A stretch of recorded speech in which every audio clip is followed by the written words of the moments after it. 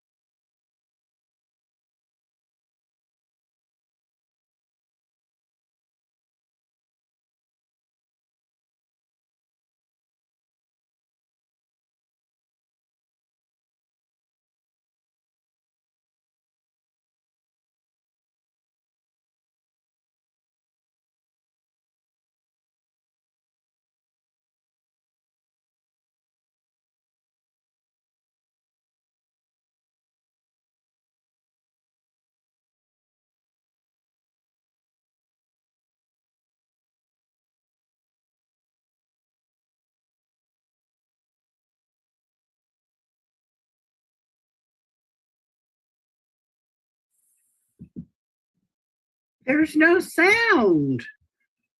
There's no sound at this meeting from the beginning. Please turn on microphones. Please turn on audio.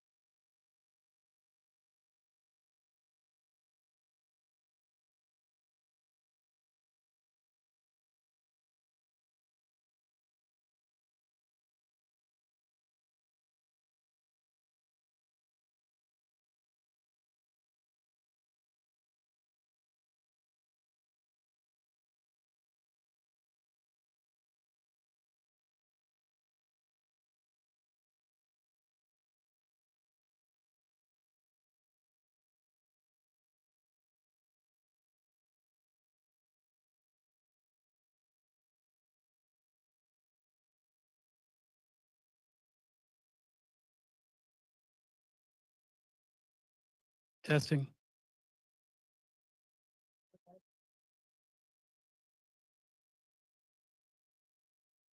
Thank you for your patience. I think we've got things going now.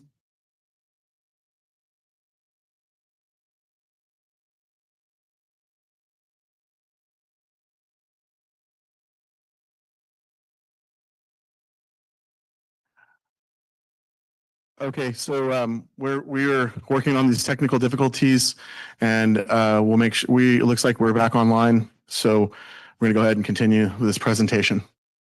Go ahead, Mr. Sharp. Okay. Just make sure that the mic is near you.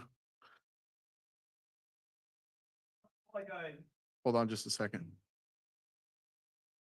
You good now? Yes. All right. Thank you. Like I said, things are going extremely well at the golf course. So doing this presentation is a little bit easy tonight because I love sharing good news. But first, a little bit about who we are.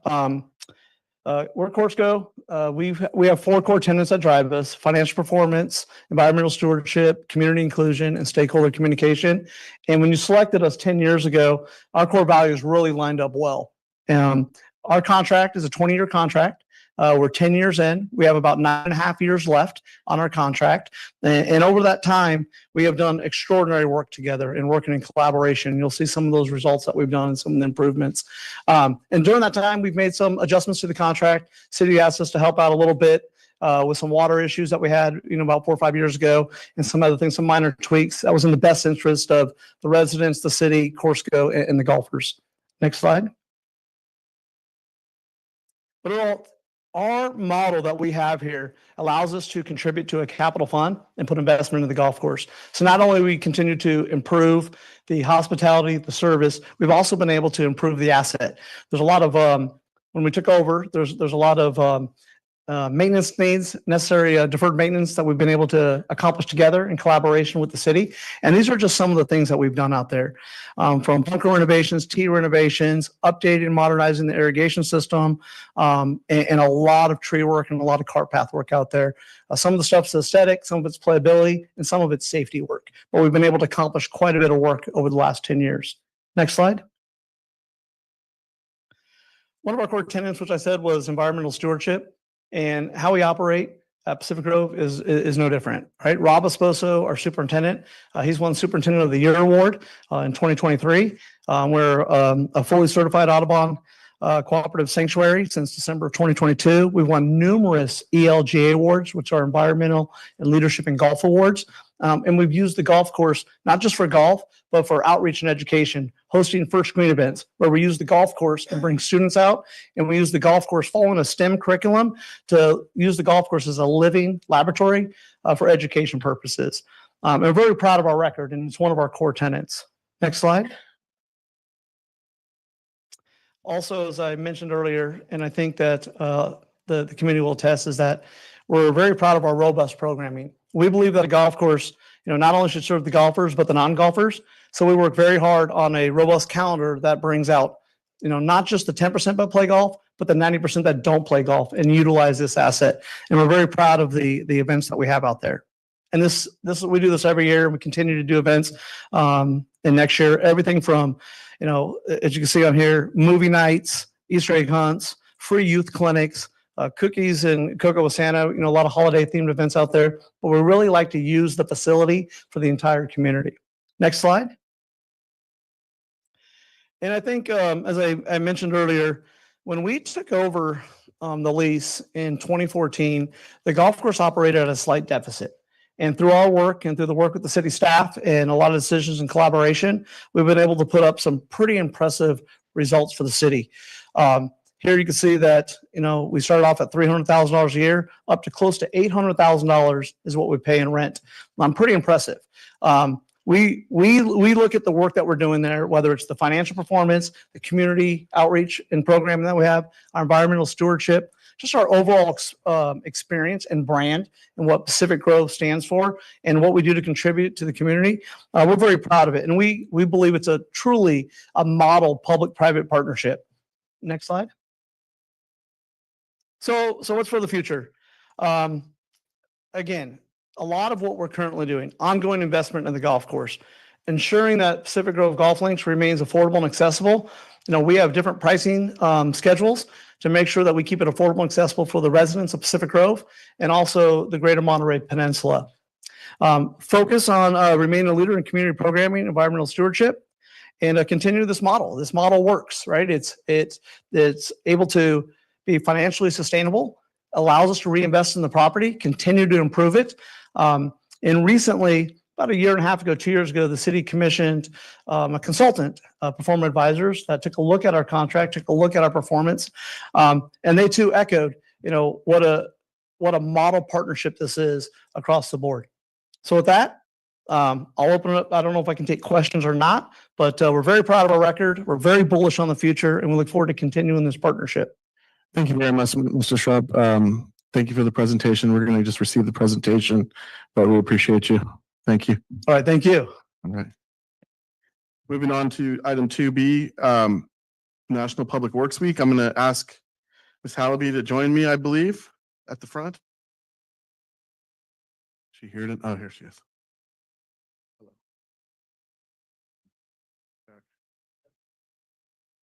It takes a little while. Hello, check. I got it up. Doing okay, there we go. All right, a little bit of delay there. Apologize. So it's National Public Works Week, and I have a proclamation to deliver to our public works staff.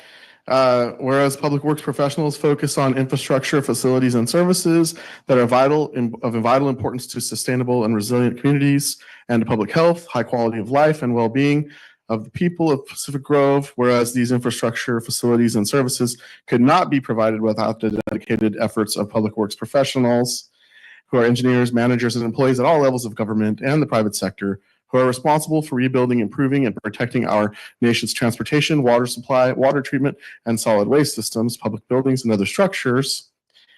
Whereas this year, 2025, marks the 65th Annual National Public Works Week, sponsored by the American Public Works Association, Canadian Public Works Association, be it now resolved that I, Nick Smith, hereby designate the week of May 18th to 24th, 2025 as National Public Works Week. I urge all citizens to join with representatives of the American Public Works Association and governmental agencies in activities, events, and ceremonies designed to pay tribute to our public works professionals, engineers, managers, and employees, and to recognize the substantial contributions they make to protecting our national health, safety, and advancing the quality of life for all of us here and elsewhere. Thank you very much. We really appreciate you, Public Works. Here you go, Joyce. Congratulations. Congratulations. Thank you so much.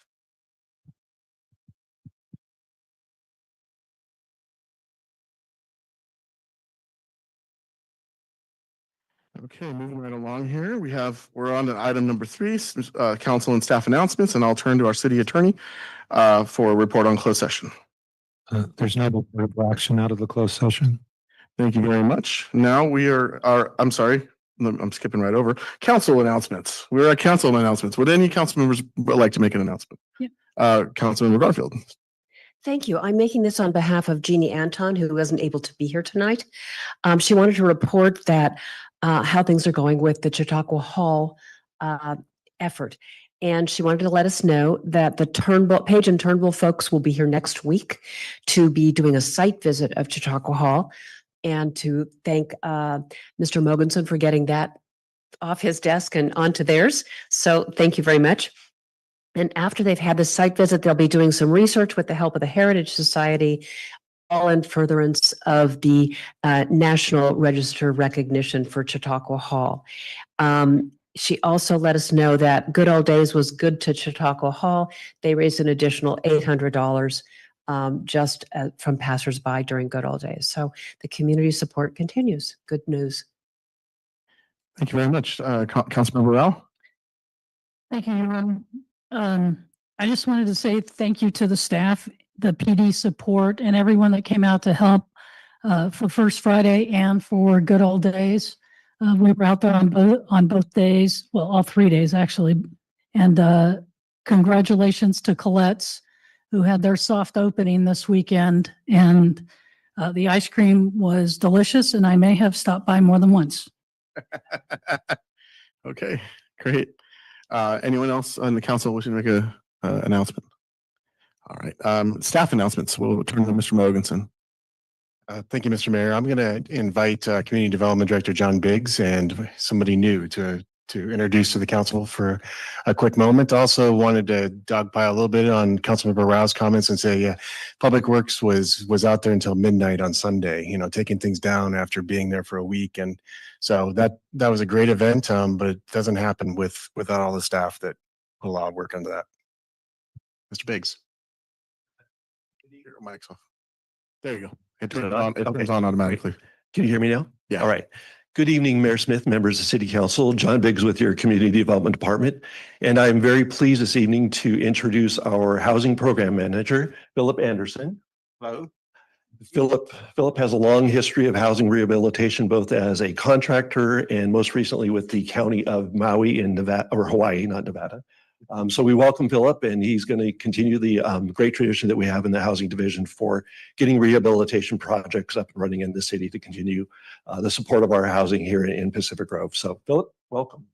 Thank you. Want to say a quick word? Thank you so much. I look forward to working with everyone. Thank you very much. I look forward to working with the citizens of PG and our staff here at the City of Pacific Grove and get our work done. That's my goal. So thank you so much. Thank you, Mr. Anderson. Welcome to the city. We appreciate you. Thank you, Mr. Biggs. Thanks. Good luck. And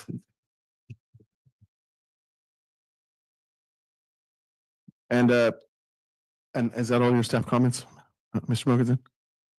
Mr. Mayor, I did rush though, and I did also want to say the police department was out there in full force all weekend. So yes, and from myself, thank you very much to staff and the police department. It was a great Good Old Days, and we appreciate everything you do for us. Moving on to public comment. These are general public comment. We're in general public comment, dealing with items subject to the jurisdiction of the city and the council, but are not on the regular agenda. I know we have some folks here for an item on the regular agenda, but that is not the appropriate time to make this comment now. So as to those in the audience wishing to make a public comment, a general public comment at this time, could you please raise your hand if you'd like to speak on an item that's not on the agenda? Okay, so I see two. And then can we check online? How many people would like to speak on an item not on the agenda? Looks like we have 5 hands raised online, Mayor. 5 hands? Mhm. Okay, so we're gonna, given the number of items and the things we need to get through tonight, we're gonna limit the general public comment to 2 minutes. So I'll recognize people in chambers first. Please come forward and you'll have 2 minutes to speak. Ms. Boone, you can come on up and you have 2 minutes to speak when you get up here.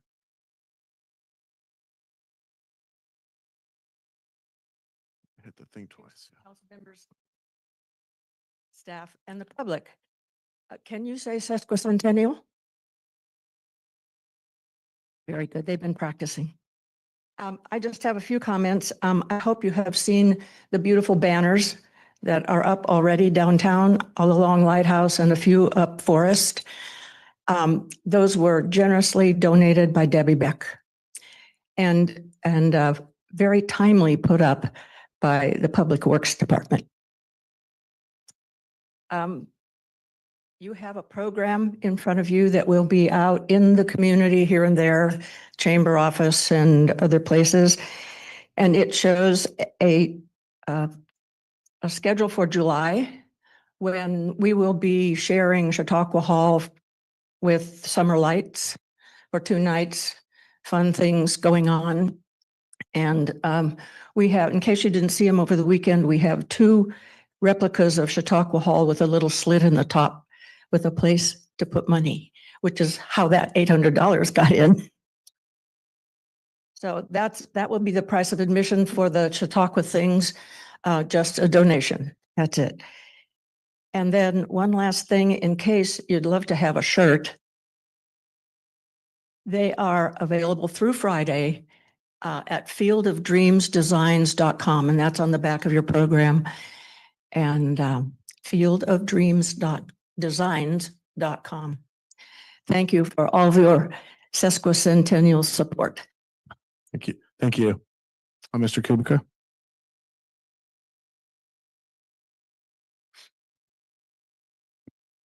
Honorable Mayor and City Council, I'm speaking as a resident, not a member of the Planning Commission. In 2019, the city received a pavement management report that said to maintain the city streets which were at below average at 55. The city would have to spend $18.8 million a year just to maintain the streets at that time. This is an average of $1.8 million a year averaged over the 10 years. To improve the streets to the recommended level, we got a report and this was the recommended level. And it was going to be $26 million over 10 years or 2.6. So the council at that time underfunded our streets by $800,000 a year for the last 5-6 years. The city has never spent more than $1.6 million. If you walk down Pine or drive down Pine Avenue now, there's over 45 to 50 potholes that have been repaired. But with potholes like that, it's become a washboard. If you go down Forest Avenue, from Sunset, you'll see there are multiple cracks in the street and potholes that have been fixed. Our residents deserve better. We're also a tourist town that depends on TOT. We need to have fine streets so that we can attract our visitors. We need to keep our city inviting. Our mayor and our council and several of our council members campaigned on infrastructure and pavement. Please maintain our roads. Please add the necessary money to the budget this year so that we can have our streets done. Thank you very much. Thank you, sir. Come on up. Thank you. Mr. Mayor, City Council, I just came here because I want to give you a little bit of history.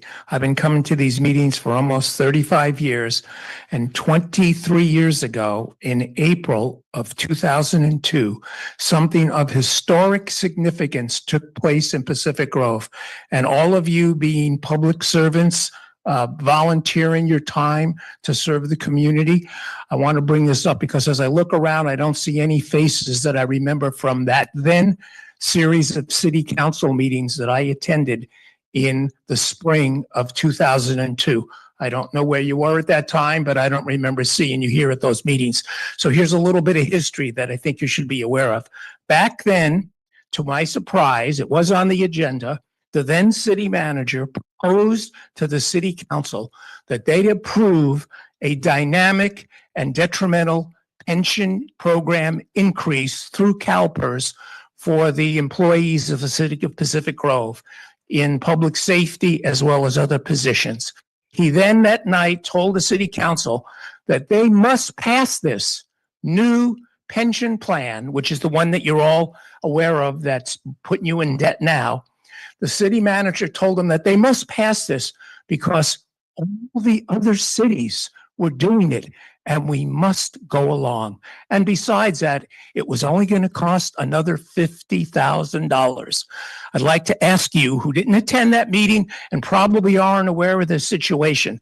I want to mention that Jane Haynes, one of the local residents, volunteered to be our legal representation when we took this case to Superior Court in Monterey to a judge who, like most judges, was a member of CalPERS and did not find in a favor of the residents of Pacific Grove. Because you know, when there's a tremendous multi-million-dollar unfunded liability, as opposed to the $50,000 that the then city manager forecasts. The liability Okay. falls to the citizens, the taxpayers. Got it. Did I run out of time? Yeah. So I just want to let you know, look back at that because you should be aware of it. Thank you. Bye. Okay, we'll go online.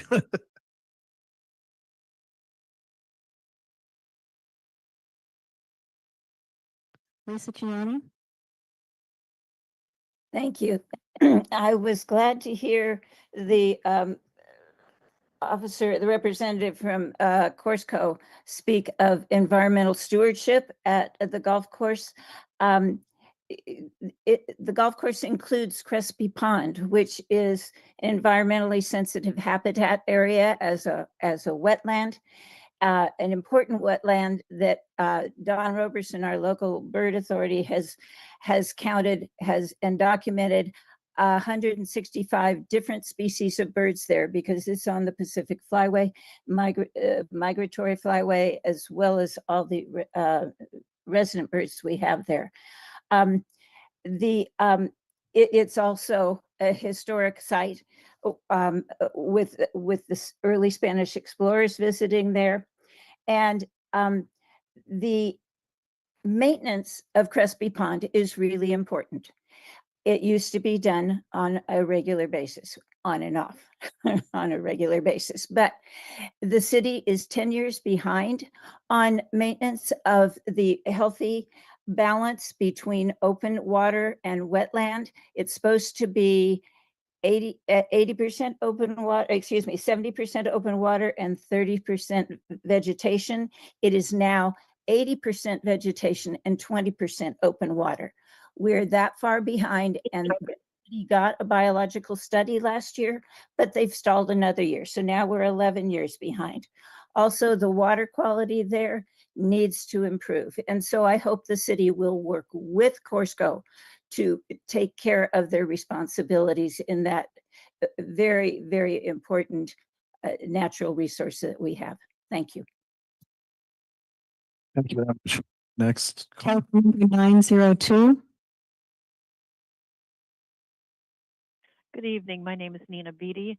The U.S. Navy plans to conduct joint force training and testing exercises and war games with the other military branches here at Monterey Bay, down the coast, and on the Marin Coast as part of the new expanded Joint Forces Hawaii, California Training and Testing HCTT multi-year program.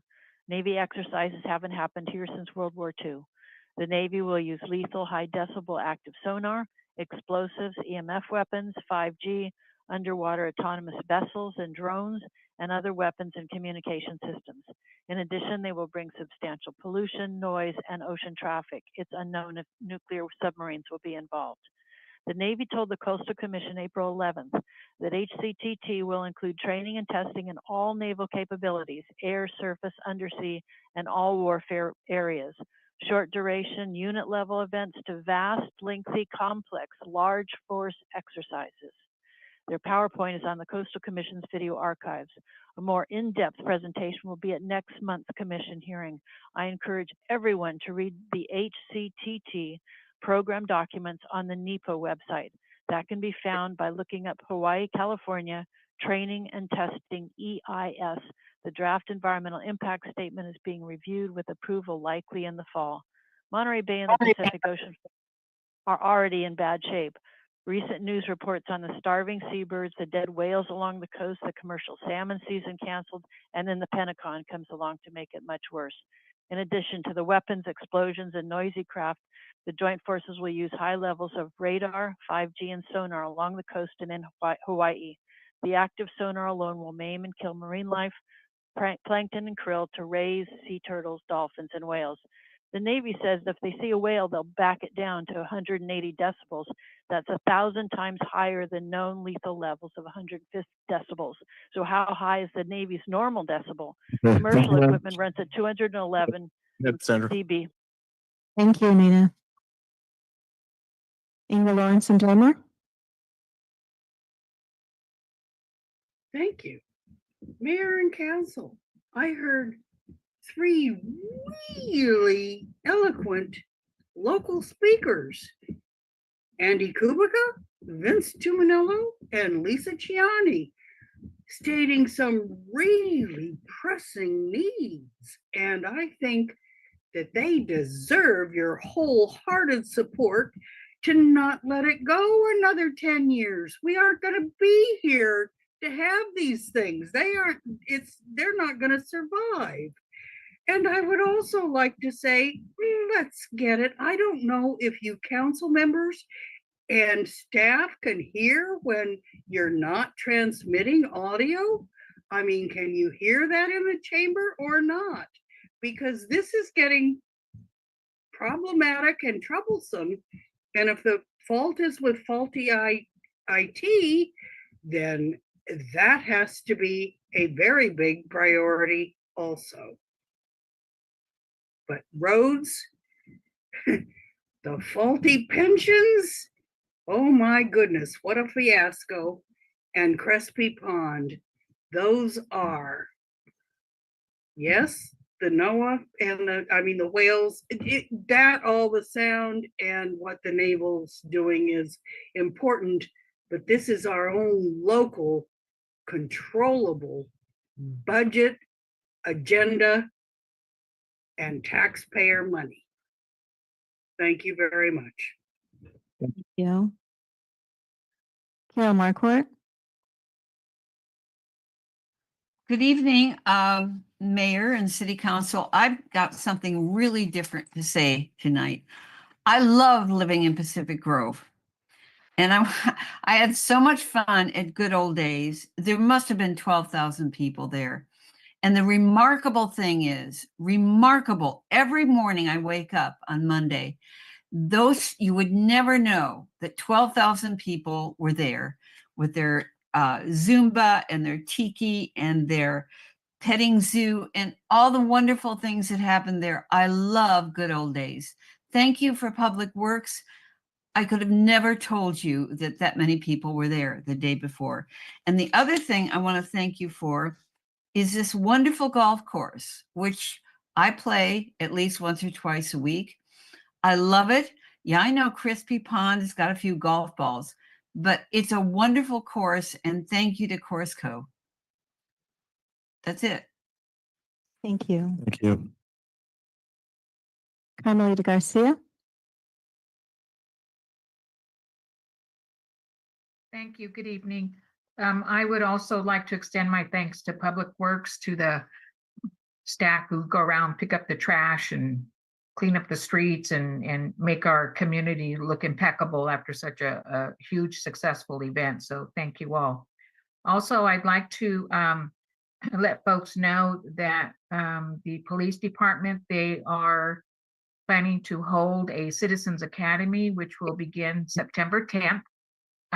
If you're interested, you can contact Commander Delfino at the police department, and there's also flyers around for you to learn what will happen in the course. I took one of the very early academies, and it was a real eye-opener.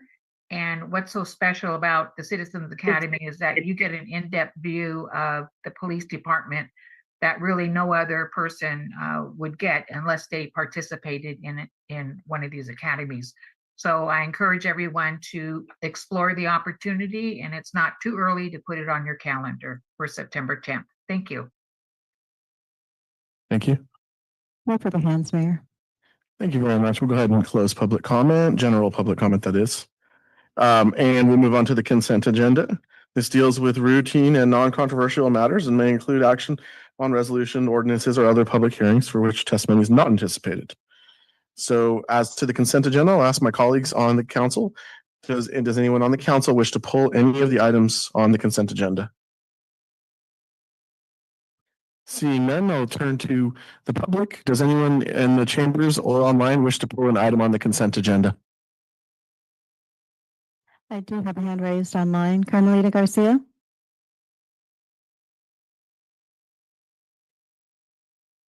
Yes, I'd like to pull agenda number 9A. Okay. So,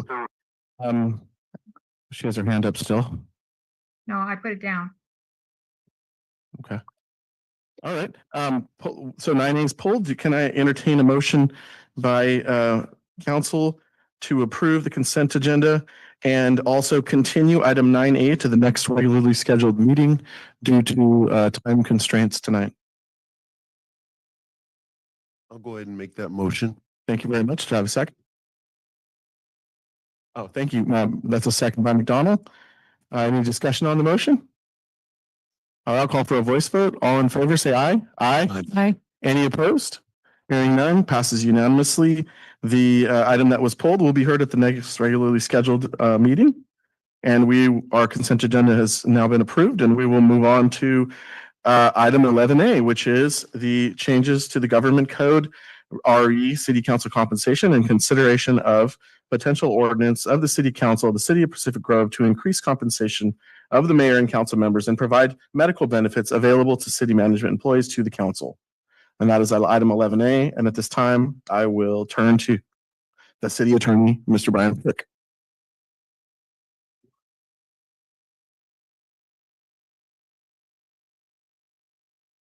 You ready? Yes. Okay, thank you, Mayor. Can I have the PowerPoint, please?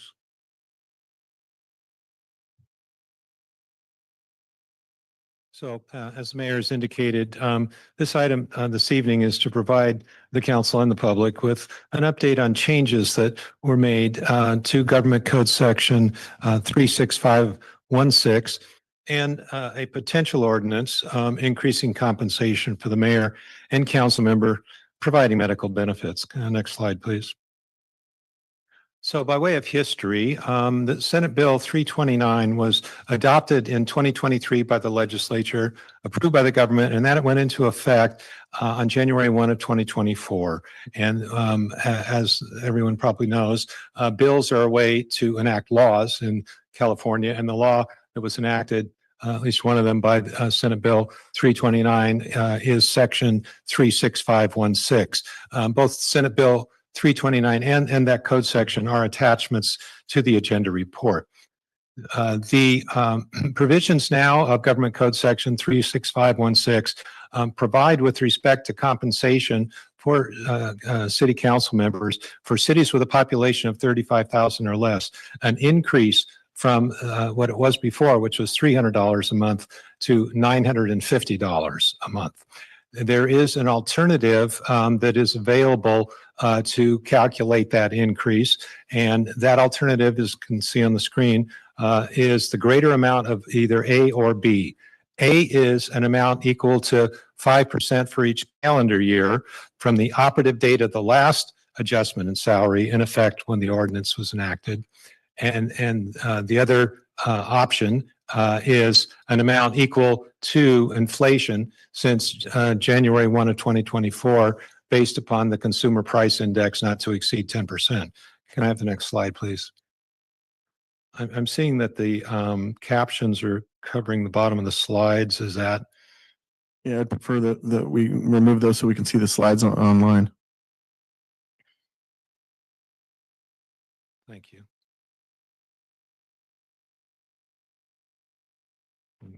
Get my place here. All right. Now, what I just read to you was with respect to the Government Code Section 36516, and that pertains to compensation for council members. The Government Code also has provisions in it with respect to compensation for a mayor, an elected mayor, and that section is 36516.1. And what that provides is that when you do have an elected mayor, that mayor can receive compensation in addition to the compensation they receive as a council member. Unlike the section 36516 that provided the formula to calculate the compensation for council members, with respect to the mayor's position, that is there is not a formula provided in the Government Code section. However, the city can certainly use the same percentage increase for city council members that is authorized by that Government Code to apply it to the mayor's position. Okay, next slide, please. So there are a few of the cities in the area that have taken action recently, and with respect to council compensation, those include the city of Marina, which took action in March to increase the compensation for their mayor from $250 a month to $2,250 a month, and to increase council compensation from $200 a month to $2,000 a month. In the city of Marina, the last increase for the mayor and council was many years ago. It was in September of 1990. And a second city that took action by way of a motion was the city of Seaside, and that was also in March of 2025. And that motion proposed an increase for the council member's salary from $400 a month to $2,400 a month. And the last compensation increase in Seaside was also many years ago. That was back in 1986. Next slide, please. All right, now moving on now to provisions that are in the city charter. For those that may not be aware, although I'm sure you all are, is that in the city of Pacific Grove, we have a charter. And that charter is basically our constitution, and it governs the city with respect to matters, including the ones I'm about to describe for you.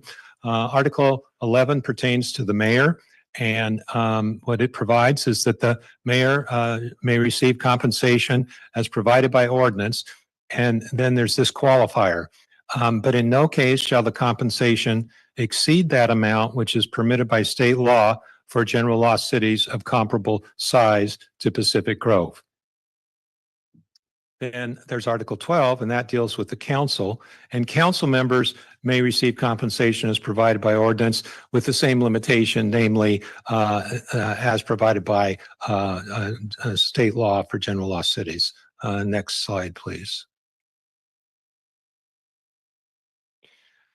Now, in Pacific Grove, the last increase in salaries for the mayor and council members was pursuant to City Ordinance 93-24, also an attachment to the agenda report.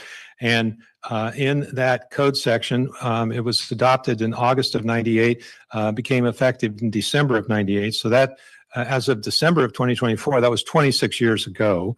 And the increase that was made by Ordinance 98-24 increased the compensation of the mayor from $5,000 a month to $700 a month, and it increased the compensation for city council members from $300 a month to $420 a month. And that is where the compensation level currently stands for the mayor and city council members. Next slide. There were certain findings that were included in Senate Bill 329, and I'm going to, even though as you can see it on the screen, I think this is worthy of me spending the time to go through this, because it somewhat lays the background with respect to why Senate Bill 329 was passed. So here's what it says. The legislature finds and declares all of the following. A, the compensation for schedule for general law cities has not been adjusted since 1984, meaning that the city council compensation has not kept pace with inflation. And then B, allowing cities to adjust their compensation for inflation since 1984 may help city councils become more diverse, because increased compensation can help individuals from across different income levels receive sufficient income for their service to help ensure that they can continue to serve the public and support their families. Next slide. Now, with respect to the cost of living, and as we all know, that inflation is one of the factors that you take into account with your cost of living. When you've got inflation, your cost of living is increasing for the cost of all goods and services, housing, and various other needs. So as noted, the legislature included in its findings that I just read, in support of SB 329, that council compensation has not kept pace with inflation. And there's a reference in the code to the California Consumer Price Index, which increased from December of 1988 through December of 2024. That is some 26 years from the last time there was an increase in Pacific Grove for compensation by 107.9%. Now, in addition, the cost of living in the city of Pacific Grove is approximately 19% higher than the state average, and that's due in large part to the cost of housing. Next slide, please.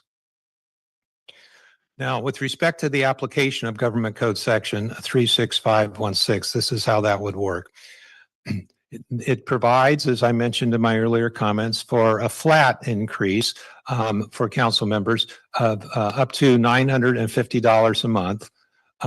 Or another alternative would be a greater amount of 5% per year since the last increase, or an amount equal to inflation since January 1 of 2024. So those are the measuring sticks, if you will, of what the increase can be. And if we apply the 5% formula for the last 20 years, from 1998 to 2024, and I think that's a typo, that should be 26 years, that would be an increase of $546 plus the current $420, which gets us to a total of $966, which coincidentally is very close to the flat amount of $950. It's only a $16 difference. And if we apply the same 5% formula for the mayor, the increase would be $910. And if that's added to the current $700, that would be an increase to $1,610 a month. Next slide. Now I'm moving on from the compensation issue to medical benefits. The government code has provisions with respect to medical benefits. It's there on the screen. It's section 53208.5B. And what that provides is that a city may not provide medical benefits for the mayor and council members greater than the most generous schedule of medical benefits being received by any category of non-safety employees. There is an MOU with the management employees, which is an attachment to the agenda report. And in that MOU, there's references to the medical benefits available to those employees. So if the council were to approve medical benefits for the mayor and city council, then there's a couple of options here at the choice of the mayor or council members. One option is for them to receive what's called a cash in lieu option of $250 a month for a total of $3,000 a year. They can do that instead of electing medical insurance. One of the requirements is, however, that they would have to have proof of other medical insurance. The alternative is that they may choose to be covered by the medical insurance plan of the city. And the annual cost for that, it depends upon what elections are made by the mayor and council members. One election is whether to be covered at all. We don't know which, whether the mayor or council members and which of them would make the selection to be covered. And then there's choices for those who do choose. The cost for a medical plan without dependents would be, this is annual cost, $13,296. If there's one dependent, it's $19,596. And for two dependents or more, it's $25,596. Next slide. So let's talk about the fiscal impact of the potential increased compensation if the council decides to proceed with an ordinance. The first is the compensation itself. The increase from 420 to 966 for 6 council members, you would take that amount, multiply it by 12 to get the annual amount, you multiply it by 6 council members. So it would result in an increase from the current $30,240 to $69,552. That would be an annual increase of $39,312. For the mayor, the increase from $700 a month to $1,610 a month, that would be an increase from the current $8,400 to $19,320. And that's an annual increase of $10,920. So if you added those two numbers together, you'd know the total increase. I think it's around $50,000 and change. Now, there's something else that occurs when there is an increase in compensation, and those are called compensation. I've called them compensation related increases. So I checked with the finance department to provide these numbers and so that we would know what those are. And the numbers they provided were that for, and these are annual numbers, that the Medicare would be $728, PERS would be $1,391, workers' compensation would be $417, and so that would be a combined total of $2,536. Next slide. So these are the impacts for the medical benefits. I had a previous slide that already addressed this. So I'm not going to restate what I did there, but as a reminder, we did have the in lieu option of $250 a month or the medical insurance and the numbers that I had mentioned before, and they're also shown here on this slide. Next slide. Another issue that needs to be considered, the potential ordinance as drafted would be effective 30 days after the second reading. So the way ordinances work is you have a first reading, whenever that would happen tonight or some point in the future, or maybe never. And then after the first reading, then comes the second reading. It's got to be at least 5 days later. And then when you have the second reading, and if the ordinance is adopted, the ordinance becomes effective 30 days later. So that's how ordinances work. And then that's how this ordinance would work. Since the city of Pacific Grove is a charter city, the city is not required to delay the effective date until December of 2026, following the next election in November of 2026. Next slide, please. So here's the options. After a discussion by the council and input by the community, questions that may be asked, at the completion of that discussion regarding this subject of potential compensation increases and potential medical benefits, the options are: one, introduce the potential ordinance, which is an attachment to the agenda report. I should mention that there was an errata that added a couple of sections to it. It didn't change the amount of compensation or the medical benefits. There were some additional findings that were included.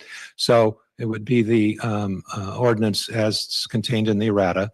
It would have the increase in compensation for the mayor and council based upon the 5% formula. I gave you those figures in my earlier comments.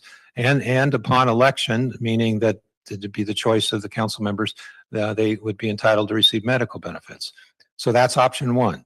Option two would be to take alternative action.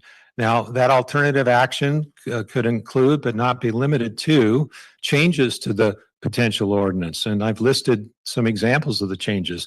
And before I go into these examples, I'll just mention that what is found in the agenda report is what the code, what the law provides in terms of compensation up to a certain dollar amount. Same thing with medical benefits up to a certain amount as well. So the choices that I've listed here are that the council could, if they were inclined to consider an ordinance, they could consider this one with a lower compensation amount or without any increased compensation is one. Two, a decision could be made to have a later effective date for the ordinance. Remember, I said that the ordinance would be effective 30 days after the second reading. The council could decide that the ordinance would go into effect at a later date, just not an earlier date.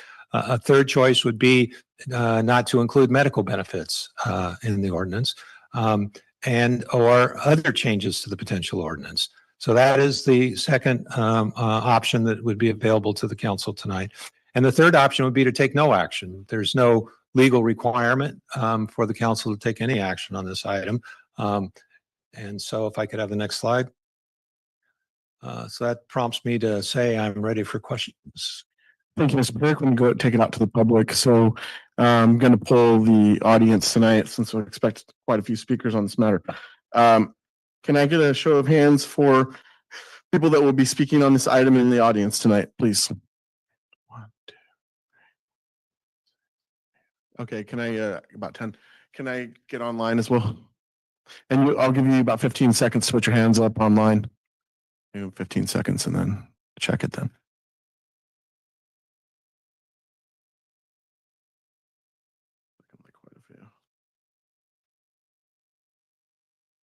I have 6 hands raised so far. Okay, so we're gonna have 1 minute, 30 seconds per commenter. Or 1 minute, 30 seconds and chambers to speak, come on forward. It's not, I'm the chair of the meeting, so you can come forward now, you cannot speak, it's your choice.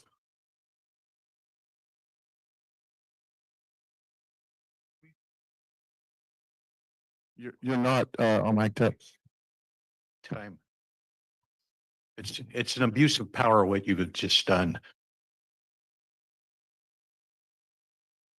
The 300, 400 meetings I've been to. So first of all, advocacy for your employers. You did a great job presenting that. You didn't say one thing that could be done, which is put it to a vote of the people, which is what should be done. They work for us. We put them into office. They know what they're getting. Miss Candell, when she gives you all the paperwork, has in there exactly what it pays. You know what it pays. Mr. Emilio, Mr. Padura, you've been collecting checks for the past few years.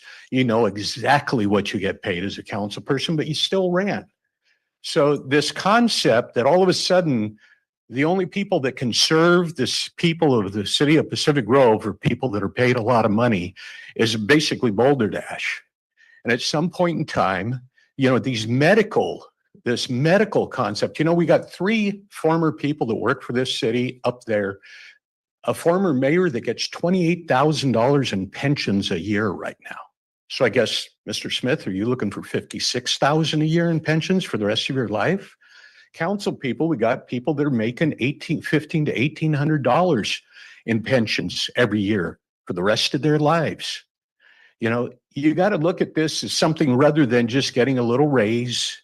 You know, 5% a year. Who else has gotten 5% a year? Minute and a half, quite ridiculous. Thank you very much.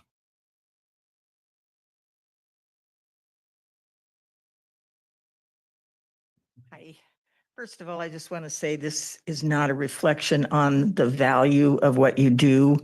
This is just, and it's not personal. It's seriously, it's just concern for our monies here. So I understand jumping on the bandwagon of the salary increases because of the other peninsula cities, but you got to remember that we're just a city of 15,000. So comparing us to Marina and Monterey is no.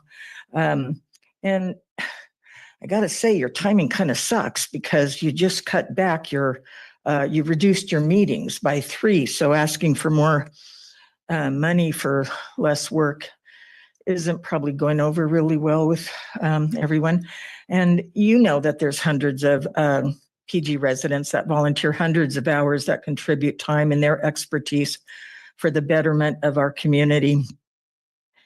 And so you're kind of volunteers, but you were voted in too. So to double your compensation it seems a little offensive to all these other volunteers. And I think the planning meeting people even meet more than you do. You know, I'm not positive on that.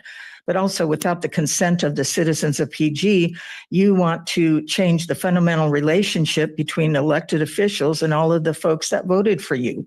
We don't have the money to restore Chautauqua. You guys were at the April budget meeting, seeing all those deficits and everything. So it's just not a time to do this. And you know, all the outstanding CIP projects that aren't done. And my personal peeve is the whole housing element. Thank you. Yes, so- All the time.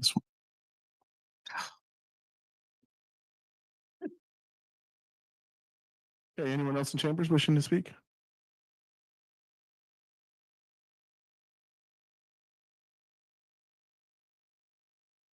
Hi, City Council, Colleen Goldsmith, resident. I hardly know where to begin. The city of PG benefits immensely from its volunteers and city commissioners. A couple of weeks ago, the city hosted a thank you luncheon for volunteers. And I never cease to be impressed by the number of city residents who willingly donate their time and energy to the betterment of PG for all residents. Volunteers do donate hundreds of hours in various jobs and capacities, and they do not do this with the expectation of a paycheck, insurance benefits, or pension. But perhaps the city council believes commission members should also be compensated. Anyone? I'm waiting. 2, the city has urgent needs to improve streets, safe sidewalks, parks, and many other capital improvement projects that are inadequately or totally lacking in funding. Voting to double the monthly stipend and provide insurance is tone deaf and a bit offensive in this time of economic uncertainty and a possible recession. 3, all council members are charged with a kind of fiduciary obligation to their constituents, the city residents. Council members should be precluded from putting their self-interests first. I do not recall the issue of salaries during the last campaign cycle, and when the vacancy was filled last year by Ms. Garfield, there was no shortage of other qualified residents who applied. Finally, when this issue was brought up several years ago, it was Council Member Joe Emilio who said he didn't run for office for a paycheck. He ran to make a civic contribution for the city that he loved. I applaud his position. Do the right thing.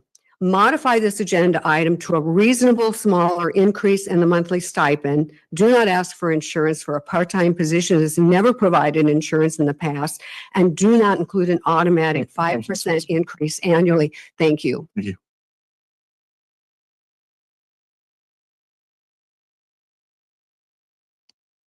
Mr. Mayor, members of the City Council, I'm Kevin Hanley, Pacific Grove resident.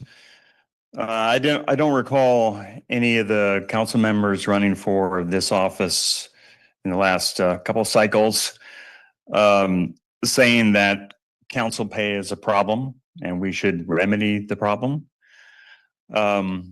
Secondly, there was lots of people running for city council, which is fantastic in the last cycle.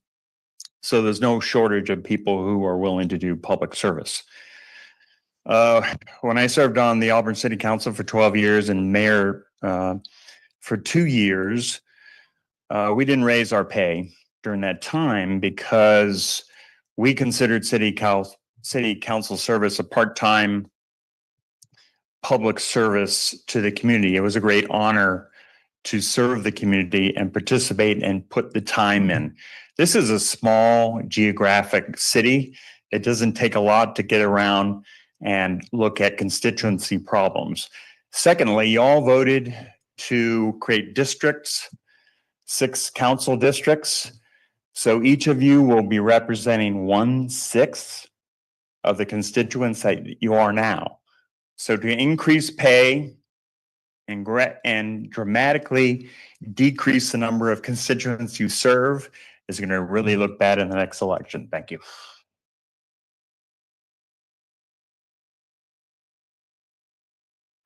Well, guess what I'm going to have to say?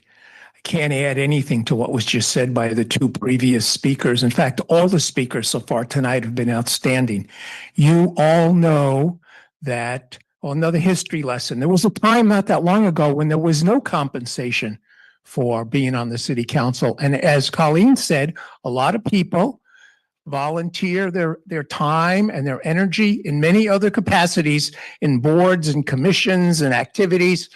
And I think that all of you, when I used to meet you at the farmer's market when you were campaigning, I don't remember anyone saying that they were going to run because they needed extra money, they needed a part-time job, or they needed health insurance. And by the way, if you're on Medicare or Medi-Cal, I don't know why you even would need health insurance. But that's besides the point. Let me just assure you, you know, I'm a little bit active and sometimes I get hot-headed. And usually when I come to speak, everybody drops their head and pretends they're reading a book. But I want to mention this. Anybody that votes for this increase after hearing what's already been said will know what's going to come up. Be assured I will go out of my way to campaign against anyone that votes for this. So this may be your part-time job. It's going to be a short one. That's all I want to share with you. Thank you very much. I don't think I'll have much trouble finding followers to support my idea. Thank you very much. Thank you. Hi, good evening. My name's Joe Bassani. I'm a resident here since about 2018. It's a privilege to be a resident of Pacific Grove. And thank you all for the service that you give to our city. I can't really speak for the compensation package. You know, I don't know what it costs all of you to do this job.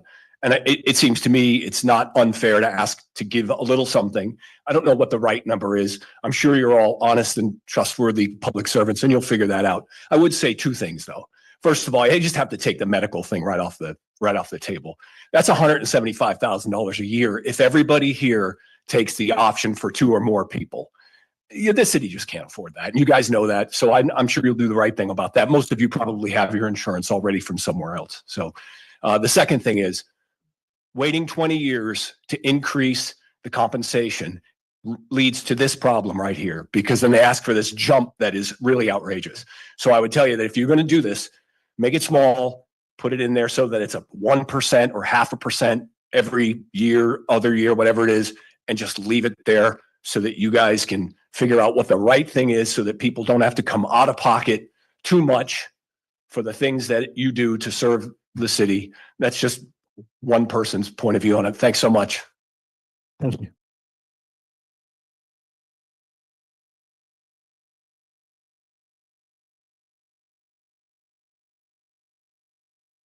Good evening, Mayor and City Council members. My name is Nancy Parsons, a longtime resident of Pacific Grove. I believe when you were elected into office by the citizens of Pacific Grove, they thought you would have the city's best interest in mind, as well as theirs. Your positions were to act as public servants with an agreed upon stipend to cover expenses. I didn't think you got salaries. I thought your money was stipends. I hope you saw this as an honor placed on you by the people of Pacific Grove. Now we find that as supposed public servants, you are looking for a cash grab. Thank you. You seriously want to double your stipends and add health benefits? The council recently canceled 4 meetings a year and has shorter and shorter council meetings. And with the city struggling with budget deficits and outstanding projects, you still want to double your stipends? I wish I could work for less and get paid more. You should be ashamed of yourselves. If you really think you deserve more of a stipend, put it to the vote of the people. Thank you.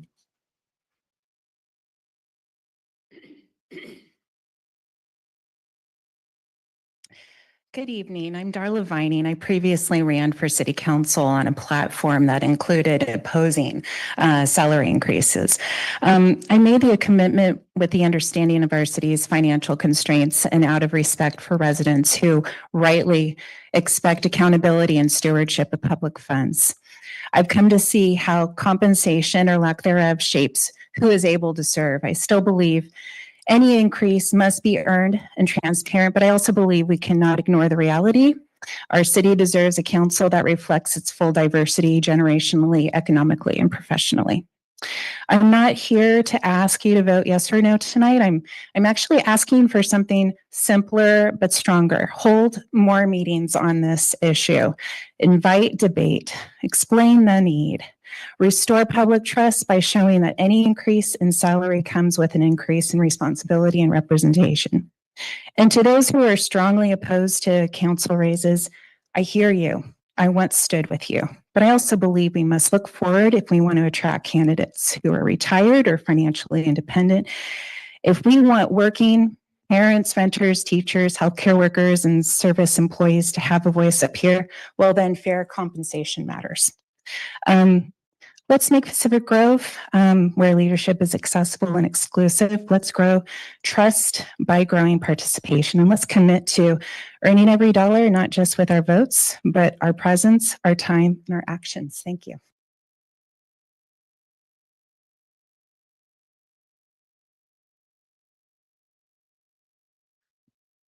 Honorable Mayor and City Council, my name is Andy Kubica, and I'm a resident. I'm speaking as a resident, not a member of the Planning Commission.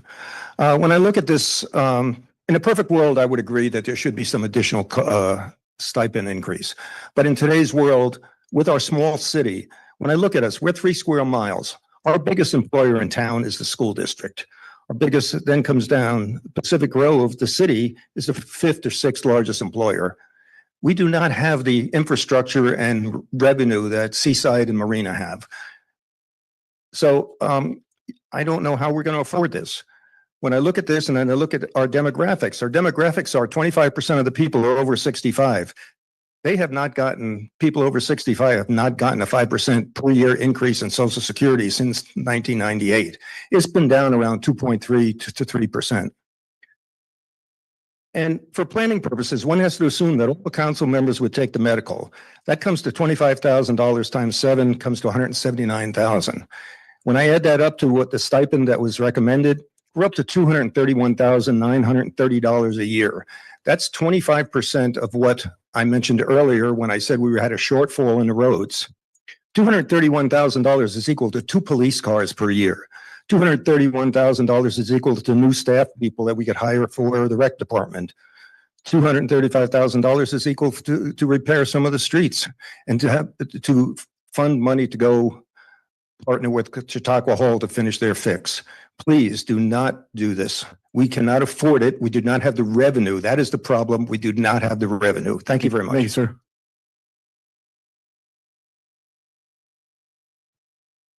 Thank you. A couple things here. We're not a general law city as I understand it. And if so, then some of those figures don't pertain to us. I'm wondering if the compensation related costs include the retirements. I'm not sure how soon retirements start, but I think as soon as you go off council. So we'll be paying retirement amounts for a long, long time as well. So, you know, we're talking about $250,000 increase just right now. And then when we add the pensions and so on. So I'm hoping that you will at least limit this to a very low amount if you're going to do it. But I think you ought to be ashamed for even considering it. Thank you.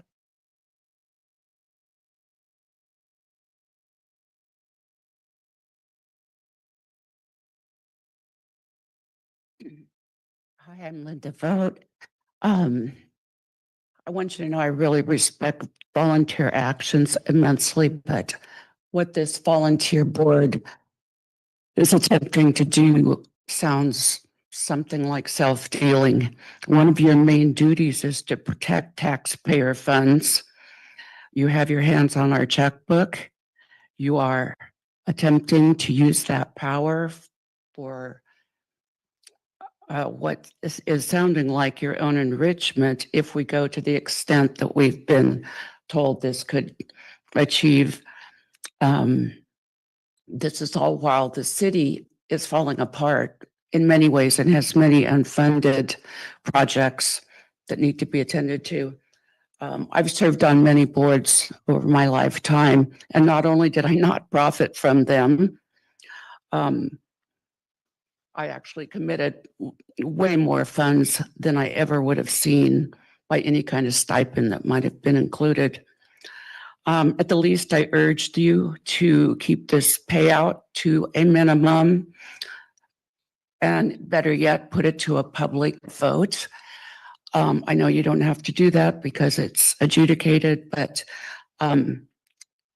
if you must go with a pay increase, please make it minimal and please omit the health insurance. Thank you.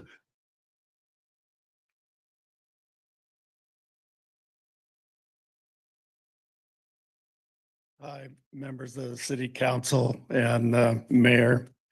I live here in Pacific Grove. My name's Bruce Vogt. I appreciate the members of the city council and the mayor for volunteering for your position and volunteering to help the city of Pacific Grove thrive. All of you have campaigned for the position knowing what the stipend is, and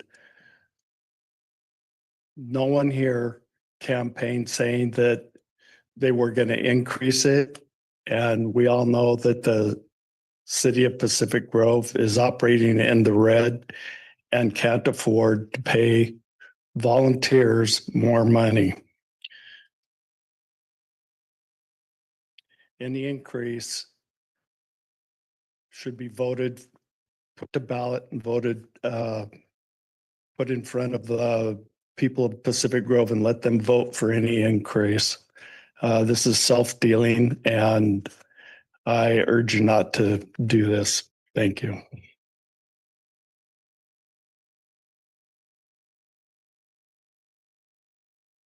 We'll go to the online folks that have been waiting patiently. Thank you, Mayor. Arnaud Teal? Hi, good evening. Can you hear me okay?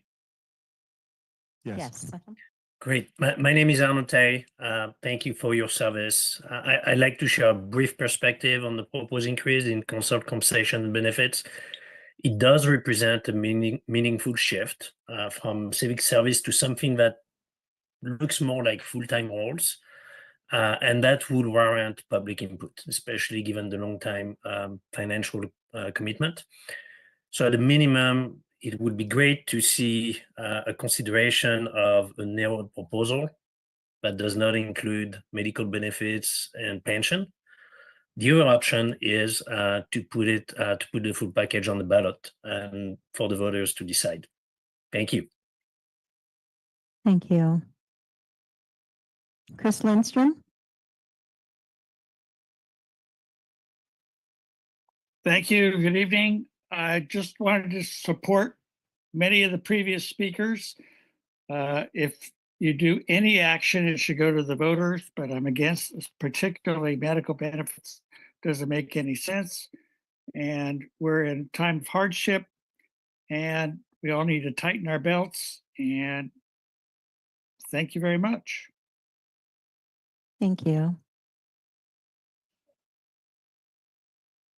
Wendy Giles?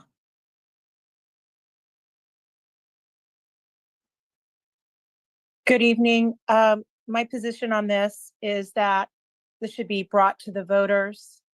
And I don't believe that any medical benefits or pension should be included in this. Starting off at $230,000 a year and going from forward is just going to end us up in more financial disasters like the CalPERS situation. Thank you. Thank you. Inga Lawrence-Darmer? Thank you. This is truly, as other speakers have said, a CalPERS situation. Why this rush job? Yes, we know that our current mayor, Nick Smith, Chaps Paduri, and Jenny McAdams pushed hard to get an increase just a few years ago. And that this is the first item that the lawyers seem to be in cahoots of pushing through when there's already been an errata sheet with wrong numbers. And I'm not trusting these at all. And what a rush job this is. This is really like the pensions that got crammed down our throat that we're going to be paying for the rest of our lives and the next generations. I swear I cannot. You should be ashamed of yourself, Mayor Nick Smith, for even pushing this, trying to push this through again. Yes, this needs to go to a vote of the people, the citizens that you say you're honored to serve. Boy, what empty words we hear. I'm appalled that this is here again and in this form. And I suggest you dial back and rethink, relook, and have some community engagement before the vote. And do a vote. Thank you. Thank you. Mike Gibbs? Council, this is Mike Gibbs. I don't know what to say. A lot has been said. The finances are concerning over the life of all of the people on the council. We're talking about not hundreds of thousands, but millions of dollars. But, you know, somebody said earlier, this changes the fundamental relationship between the citizens and the elected officials. We are a democracy, right? Democracy is with the consent of the people, not in the face of the people, not in spite of the people, not because we don't want to listen to the people. And that's not what's going on here. What's going on is an autocracy, something that is imposed on the people. It's a bad look. And I'm pretty sure you're going to back this out and put it to a public vote. But I just to me, and having been on various boards and councils over the last 30 years, never took a dime, didn't file for travel reimbursement, but most of this government relationship is based on trust and respect, and that is being abrogated right now. And you can hear it in the frustration and the voices of the people.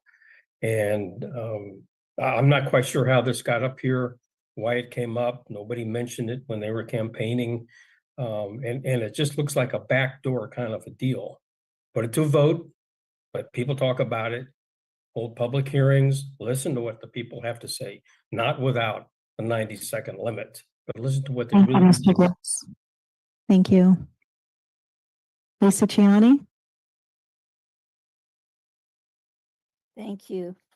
Council members and mayor, your service for the community is appreciated. I don't think you all took part in developing this agenda item, but it's a part-time position. Some of you work more than others. Some have full-time jobs as well. It would be good to provide opportunities for increased diversity on council. And that's where I can see more compensation to cover childcare and elder care expenses that people may have to be able to serve on council. So a modest increase in compensation, I can understand. No medical benefits for part-time position though. That makes no sense, especially considering the cost, and it's a lot easier to stick with your own insurance, and not be changing when you go on and off council. But that's neither here nor there. And if you vote this in, it should not start until the next council term. Thank you. Thank you. Carmelita Garcia? Thank you. I tell you, when I saw this item on the agenda, I chuckled. And what I would love to hear, although most likely I won't because I'm a member of the public, is your rationale as to why you feel you deserve such an increase with all of its benefits. I agree with all of the speakers, except those who justified you by eliminating certain things for the increase. I don't agree with it. I don't approve of it. And like many people said, when those of you who were newly elected and re-elected, this was not part of your campaign. Thank you. No further hands are raised, Mr. Mayor. Okay. Thank you very much. I'll go ahead and close public comment on this item, and we will bring it back to the council for discussion. And I will just state out front that I am supportive of the proposed ordinance as written in the errata. That includes the calculation of the 5%, which was not compounded. A compounded figure would have been much higher and closer to the figures and Seaside and Marina. And I am also in favor of the included medical benefits at any given time. We're not all 7 members are going to be taking those benefits. So that would be the calculations will not be as large as has been stated by some of the speakers tonight. And my reason for this is because we haven't given the council a raise in over 25 years. It's been 26 years. So I'm in favor of going with it at the conclusion of the passage of the ordinance, if it were to pass. I don't think we should take a 26-year delay and delay it even further. So and I don't think I think it's a pretty reasonable increase. It's lower than a lot of the other communities that have done it. It's lower than Sand City. It's lower than Seaside. It's lower than Marina. It's about on par with Monterey. And we have a lot of similarities to these communities. We do a ton of work here with a very small staff, and we work very hard. And I think that it's important for the future of recruiting people with the 119% cost increase of living over time to recruiting council members. I think it's extremely important to the future of our council. So I'm just going to say that, and I'm going to open it up for other council members to discuss. Councilmember or Mayor Pro Tem Emilio. I heard while up here, I hear comments from the back of the audience. Please respect us as we speak on our agenda item. But someone mentioned that when I started, a council person proposed a pay increase. And I had voted no on that at that time. But now that I've been on for several years, I just wanted to go back. I only went back 24 years, but the minimum wage 24 years ago was $5.15. The housing today, well, in 2000, the housing in California was $211,000. Today, it's over 950, but in PG, it's over $1 million right now. Home building or any of those large condos down there, they're all at 4.2, 3.8, that's that type thing. Today's minimum wage is $16.50 to $23, depending upon which county you live in. Gas was actually only at that time, 24 years ago, was $1.99 a gallon. I don't know anybody that would volunteer or work for the same wages as of 24 years ago. And I agree with Senate Bill 329 for councilmen's compensation. And I also agree with the mayor on this, that we need to compensate us for the amount of time that we put in to this. I didn't realize how much time it is, and I'm not complaining about it, and I keep doing it. But it's an awful lot of time doing this city council person. But I do agree with Senate Bill 329, and I agree with the compensation. Thank you. Go to Councilmember Garfield. Thank you. I want to make a clarification and ask Mr. Pyrick if you would please give us clarification on the issue of pensions. We've heard several people say that we can't afford additional pensions for the people on city council. This has nothing to do with pensions. We're not getting a pension. We're not going to have a pension. This is absolutely not including a pension. So when people hear this, it is very alarming. We all know that we've got problems with our pension obligations from years past when many of us, some of us may not even have been born, but it is not part of this consideration today. So sticking to the topic at hand, I wanted to talk about then and now. So if you consider that a council member working on council, on their external boards that they sit on, like Monterey Salinas Transit, Water Board, they have equal time spent on that, as well as serving as liaison to various boards and commissions in the city. It is easily possible for a council member to work 10 hours a week. So on 40 hours a week, 40 hours a month, we've been making $10 an hour. If this goes up to the $950, we will make a little bit more than a summer hire recreation aide. And maybe as much as a warehouse worker working at Costco. It's not an alarming amount of money to compensate people who are highly qualified.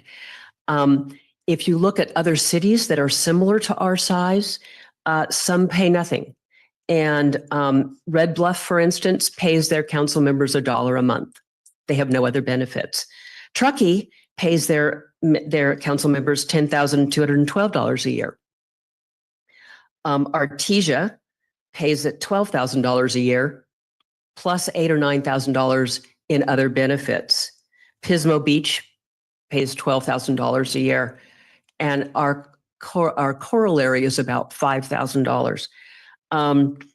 There are some that I don't understand at all. Ripon is a very small city in the Central Valley, and apparently they pay their council members $770 a year and $23,883 in benefits.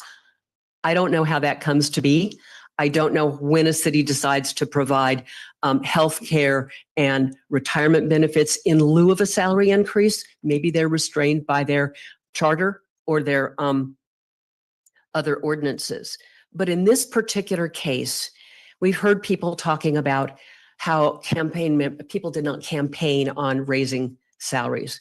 However, many of the people who have campaigned here and in the past talk about the importance of diversity on council, the importance of including people that reflect our community. I've served on 2 different councils, actually 3 different councils. Previously, a council that had more retirees, more people who had time and the means to serve as essential volunteers. That is a great thing when a city can gather those people who have the ability to serve. But in this particular council, I see more people who represent different walks of life, different life experiences, different issues relating to what it takes to volunteer, what it costs them to volunteer. And I think we're the better for it. I think it reflects our community and it's a better composition for our council. I also oppose the original goal to turn down and voted to turn down an increase in salary. But one of the questions I asked myself this time is, so who would be affected if we increase the compensation to catch up? It would be the person who works on billable hours, the person who's a consultant, the person who maybe doesn't take on an extra contract or an extra gig job in order to have time to serve on council. And they are, in fact, giving up something in order to serve. In addition, who can put a price on what it costs your family to be doing this work? And that is something we don't put a dollar value on, but it's important to consider. I think we should put off the discussion of healthcare insurance. That's my personal belief for a couple of reasons. We have budget hearings coming up and we need to know better where we are. We'll have a 2-year budget this year, so we have a little bit of a view into the future. And I think if we can get a better handle on where we're going to be over the next few years, we'll have more idea about whether the healthcare benefit is feasible. Someone mentioned the possibility of wisely including an inflation or COLA advance. The bill from the state prohibits us doing that. So we can't. It would have been good to be doing this all along. If we had done what Social Security did, we would have gone from an average Social Security payment of $779.69 in 1998 to $1,980 a month at this time. So when you get a COLA increase and it compounds, it really adds up. This is a makeup for that. If we had compounded a 3% increase over that period of time, it would have been about the same. So if you compound 3% for 25 years, it's about the same as 5% times 25 years. So my reason for supporting an increase in a catch up in pay, and that's how I'm thinking about it, is we've been under compensating for a long time. Maybe this isn't the right number, but it's a number that the state has researched as being viable for cities of our size. And I support the idea that we can use the recognition of what it takes for people to get babysitters, childcare sitters, all of that in order to support them better for being on council. And that's why I would support that. Thank you very much. Anyone over? Oh, Councilmember McDonald? Thank you, Mayor. Yeah, this one's been a hard one for me because I definitely see the views of the public, but I also recognize the reason the state implemented this was out of concern for the ability of people of less means and of less free time to serve in the absence of getting paid.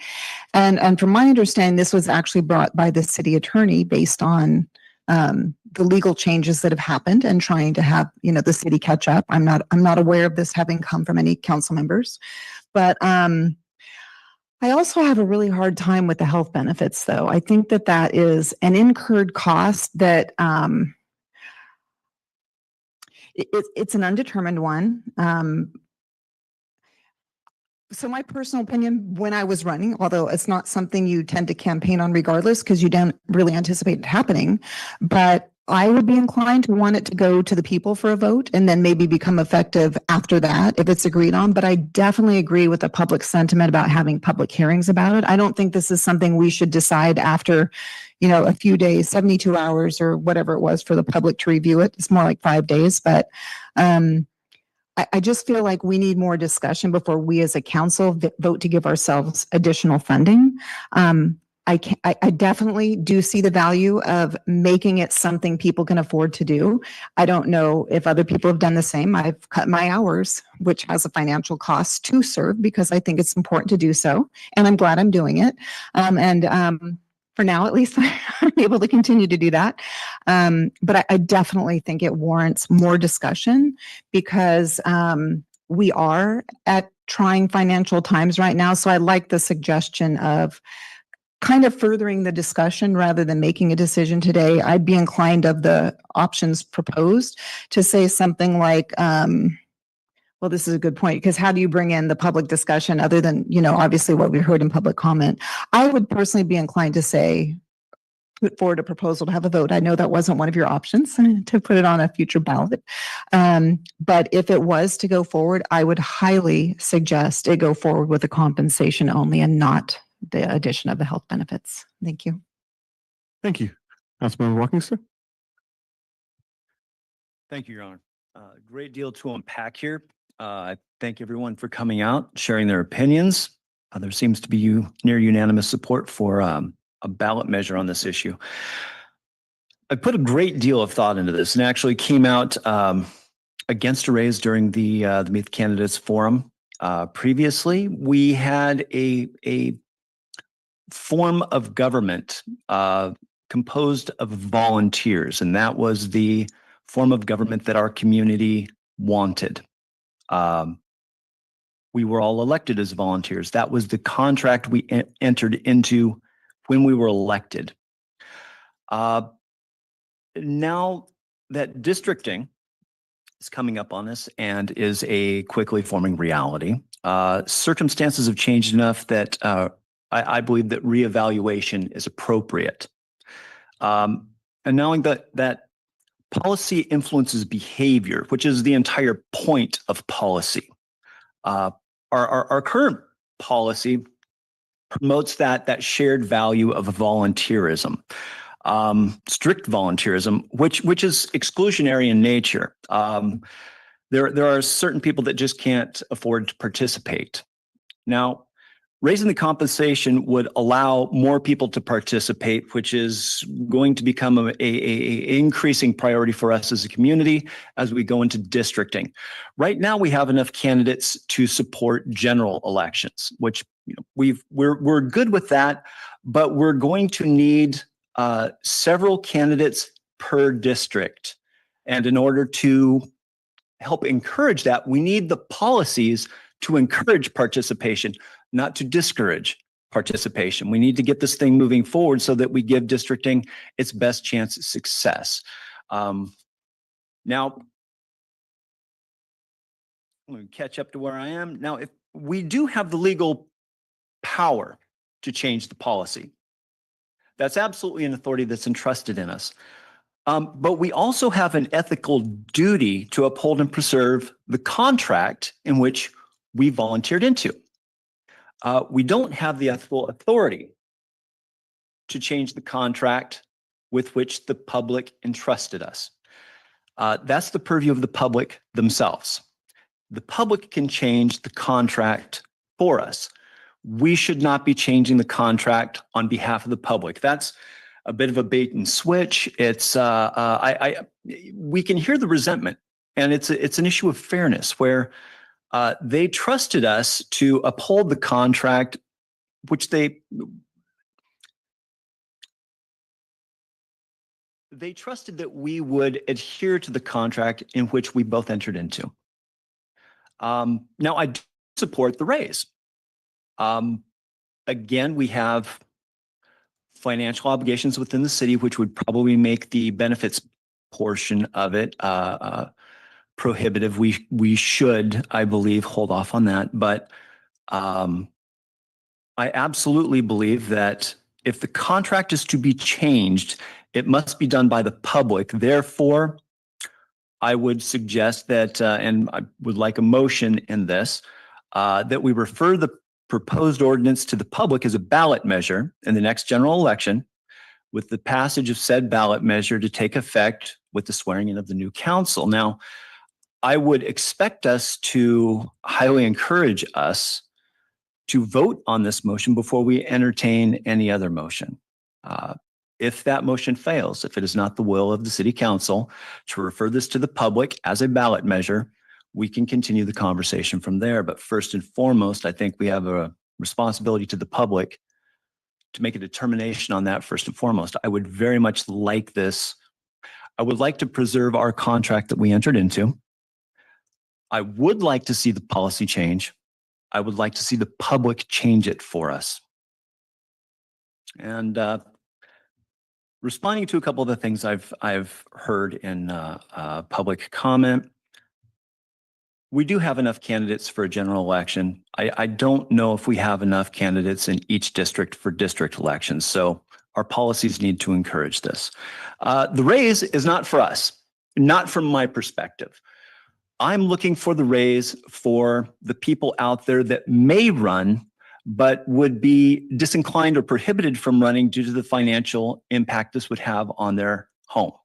People need to make a living, and I'm sensitive to that. And if we help people with a little something more to make ends meet so that they can participate in our city government, I believe that we as a society would be stronger for that. We as a community would be stronger for that with that investment. I'll withhold a motion for now because I definitely want discussion to continue, but that is where I'm at with the issue. Thank you. Councilmember Blue. Yes, thank you. Thank you for your input on this matter, and thanks for sharing your opinions as well for the rest of the council. I'll just tee off by saying when I started my position as a council, this item showed up, I think it was in 2021 or 2022. But either way, I think my first reaction was we have the power to do this, and I didn't even realize that we could change our own salaries. But my opinion then is what my opinion is right now too is, and I agree with one of the commenters that showed up here, which is the reason this increase looks dramatic is because we've not made this change for a number of years. And so I think I would like to first ask a couple of questions to the attorney. As it stands with how this is written, can this council also decide on that just based on the legal statute, et cetera, can this council also decide on year-over-year increases as part of this? I'm sorry, what? I didn't hear the question. Can we, so right now, the agenda item as it stands says council compensation should be increased to a certain amount.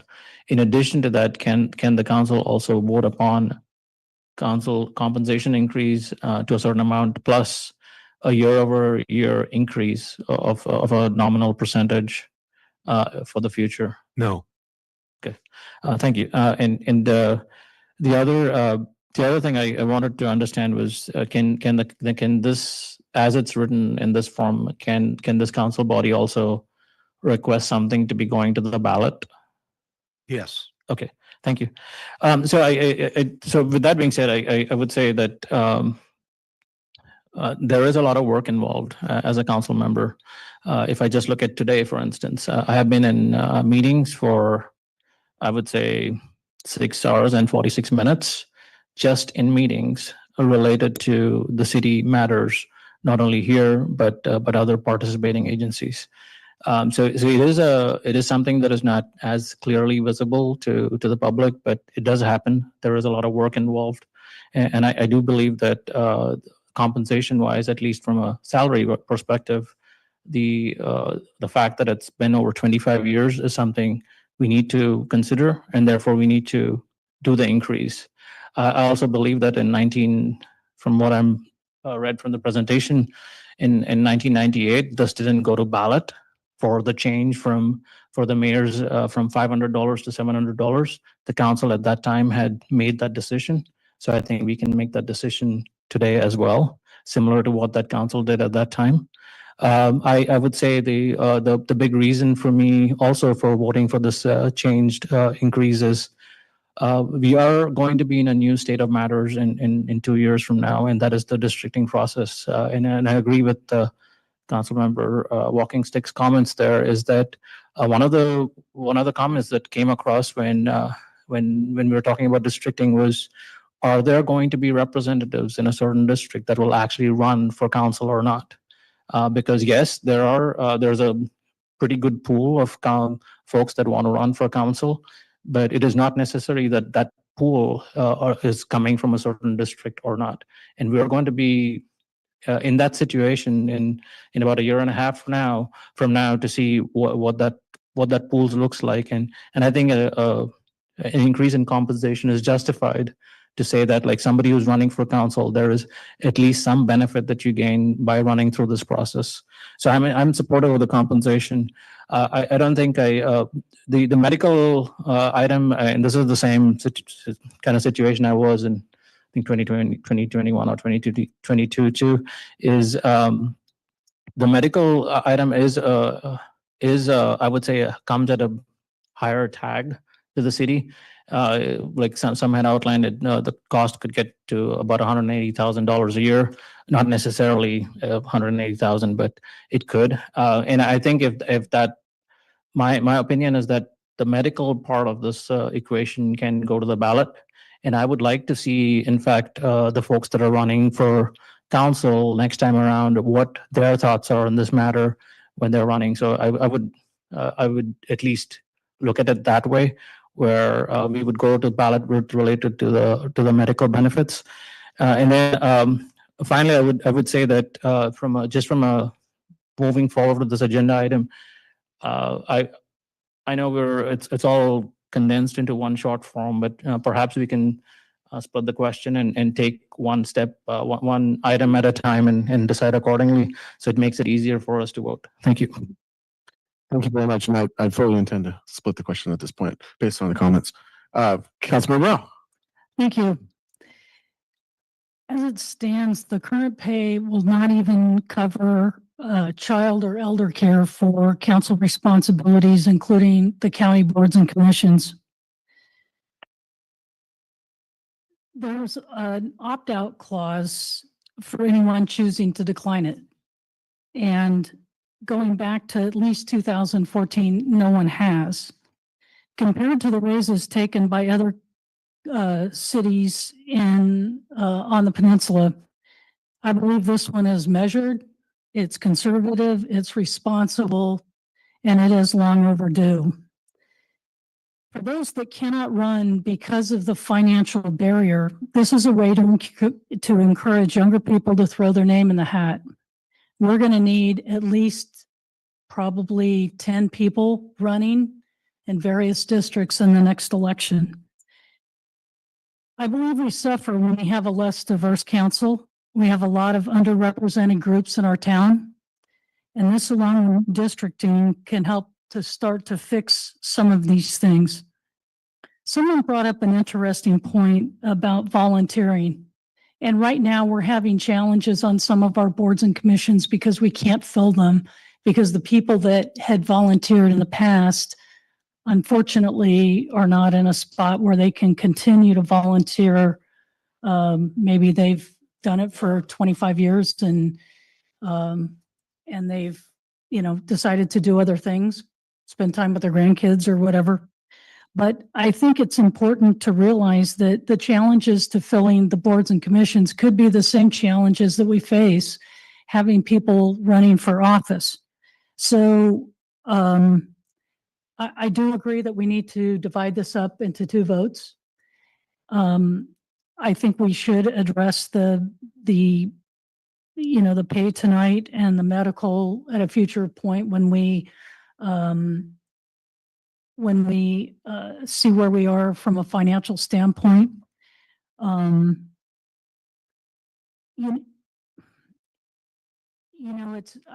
don't think that there's a statistical probability that says that 7 people on a council are going to opt in for the healthcare. I think that would be extraordinary in my opinion. Just because there are some people that are still working and have healthcare provided at their jobs. And on a side note, I've been at this for 4.5 months at this point, and I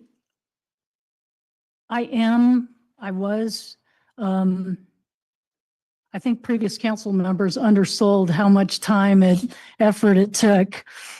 And I'm okay with that. But for someone who's retired like I am, it's fine. I'm happy to do it. I love the ribbon cuttings. I love going to other boards and commissions and those things. It's a great honor and I'm happy to do it. But I could see where, if it's, 20 to 40 hours a month, I could see where it would be a challenge for a young family or a single mom. And so I would be in favor of the opt-out clause moving forward and that we keep that in there and that we divide up the two pieces. Thank you very much. So at this time, based on what I've heard, I'm going to make a motion that because of the way the ordinance is written, it includes the medical. So I'm going to go ahead and for now, just as a straw motion, I'm going to make a motion that we increase the compensation to the level stated in the errata ordinance. And we make it effective as of the passage of the ordinance there at the second read. So as quickly as possible. And that is my motion for now. That's my first motion. Second it. Thank you. So that's a motion and a second. Now I'll call for discussion. Councilmember Garfield. So does that essentially sever the issue of the insurance to be considered at a later date or just severs it? It just severs it for tonight. I think we're going to continue discussing that a little bit more. Okay. Is that okay with you, Mr. Perk? Yes, you can do that. I explained that in my slides, what your options are, and this is certainly one of them. Okay. And then as far as the reading of the ordinance, the technical aspect of it, if we decide, it seems to me that we have 3 people in favor of holding off on the medical, 2 that don't favor medical at all, and 2 that favor the medical. So that doesn't add up to 4 in my mind. So what as far as the ordinance itself and the compensation, because I think we have enough votes to pass that. Well, let's not We'll take the vote. Yeah, why don't we take the vote? Okay. And if the motion passes with the compensation increase as proposed in the ordinance, then we can clarify, and maybe I should do that now because the ordinance has sections in it. So as I'm understanding the motion, when we get to the point of me reading the title, which I'm not going to do until after the vote on the motion, but section 1 would remain on findings, section 2 on effective date, section 3 about the repealing of this old ordinance, section 4 would remain on the compensation, section 5 would remain, which would allow council members to waive all or any part. The section that would be deleted based on your motion would be section 6, which is the one on medical benefits. Thank you very much for that clarification. That's exactly what I was So you could vote on the motion now unless there's further discussion. Yeah, I'm going to recognize you. Okay, are you finished? Really quick one, just an amendment to that is to say, and item 6 to be considered at a later date, just so that we don't just leave it hanging. No, we're going to discuss it tonight. Is that okay? Can you withdraw that amendment? Yes. Okay.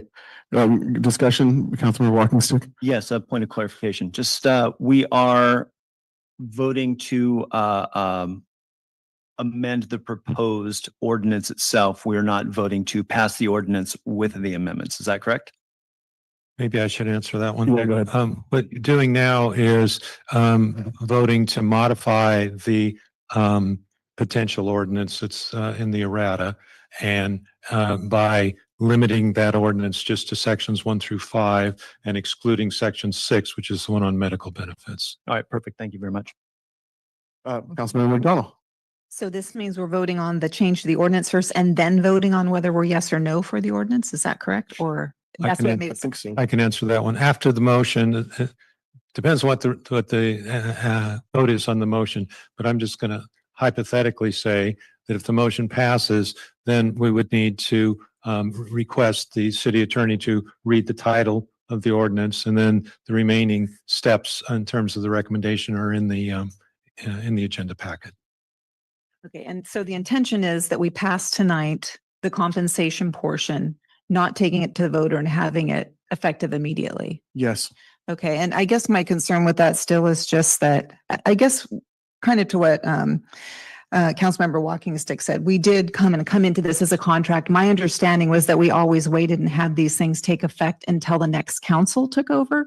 So in my mind, if we did this, it would be better to have it wait to take effect at that time. But I know that's not the motion you're proposing right now. It's not. Okay, I'll need to propose an alternate motion. You call that a substitute motion? Substitute motion, my mistake. That's what All I right. meant. Yes. I move that we refer the proposed ordinance to the public as a ballot measure in the next general election, with the passage of said ballot measure to take effect with the swearing in of the new city council.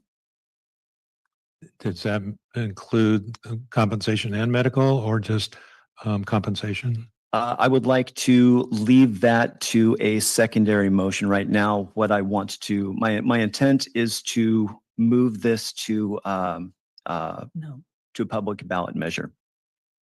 Understood, but I guess my question. He doesn't want And the without, medical. then yes, without the benefits package included, just for the salary increase.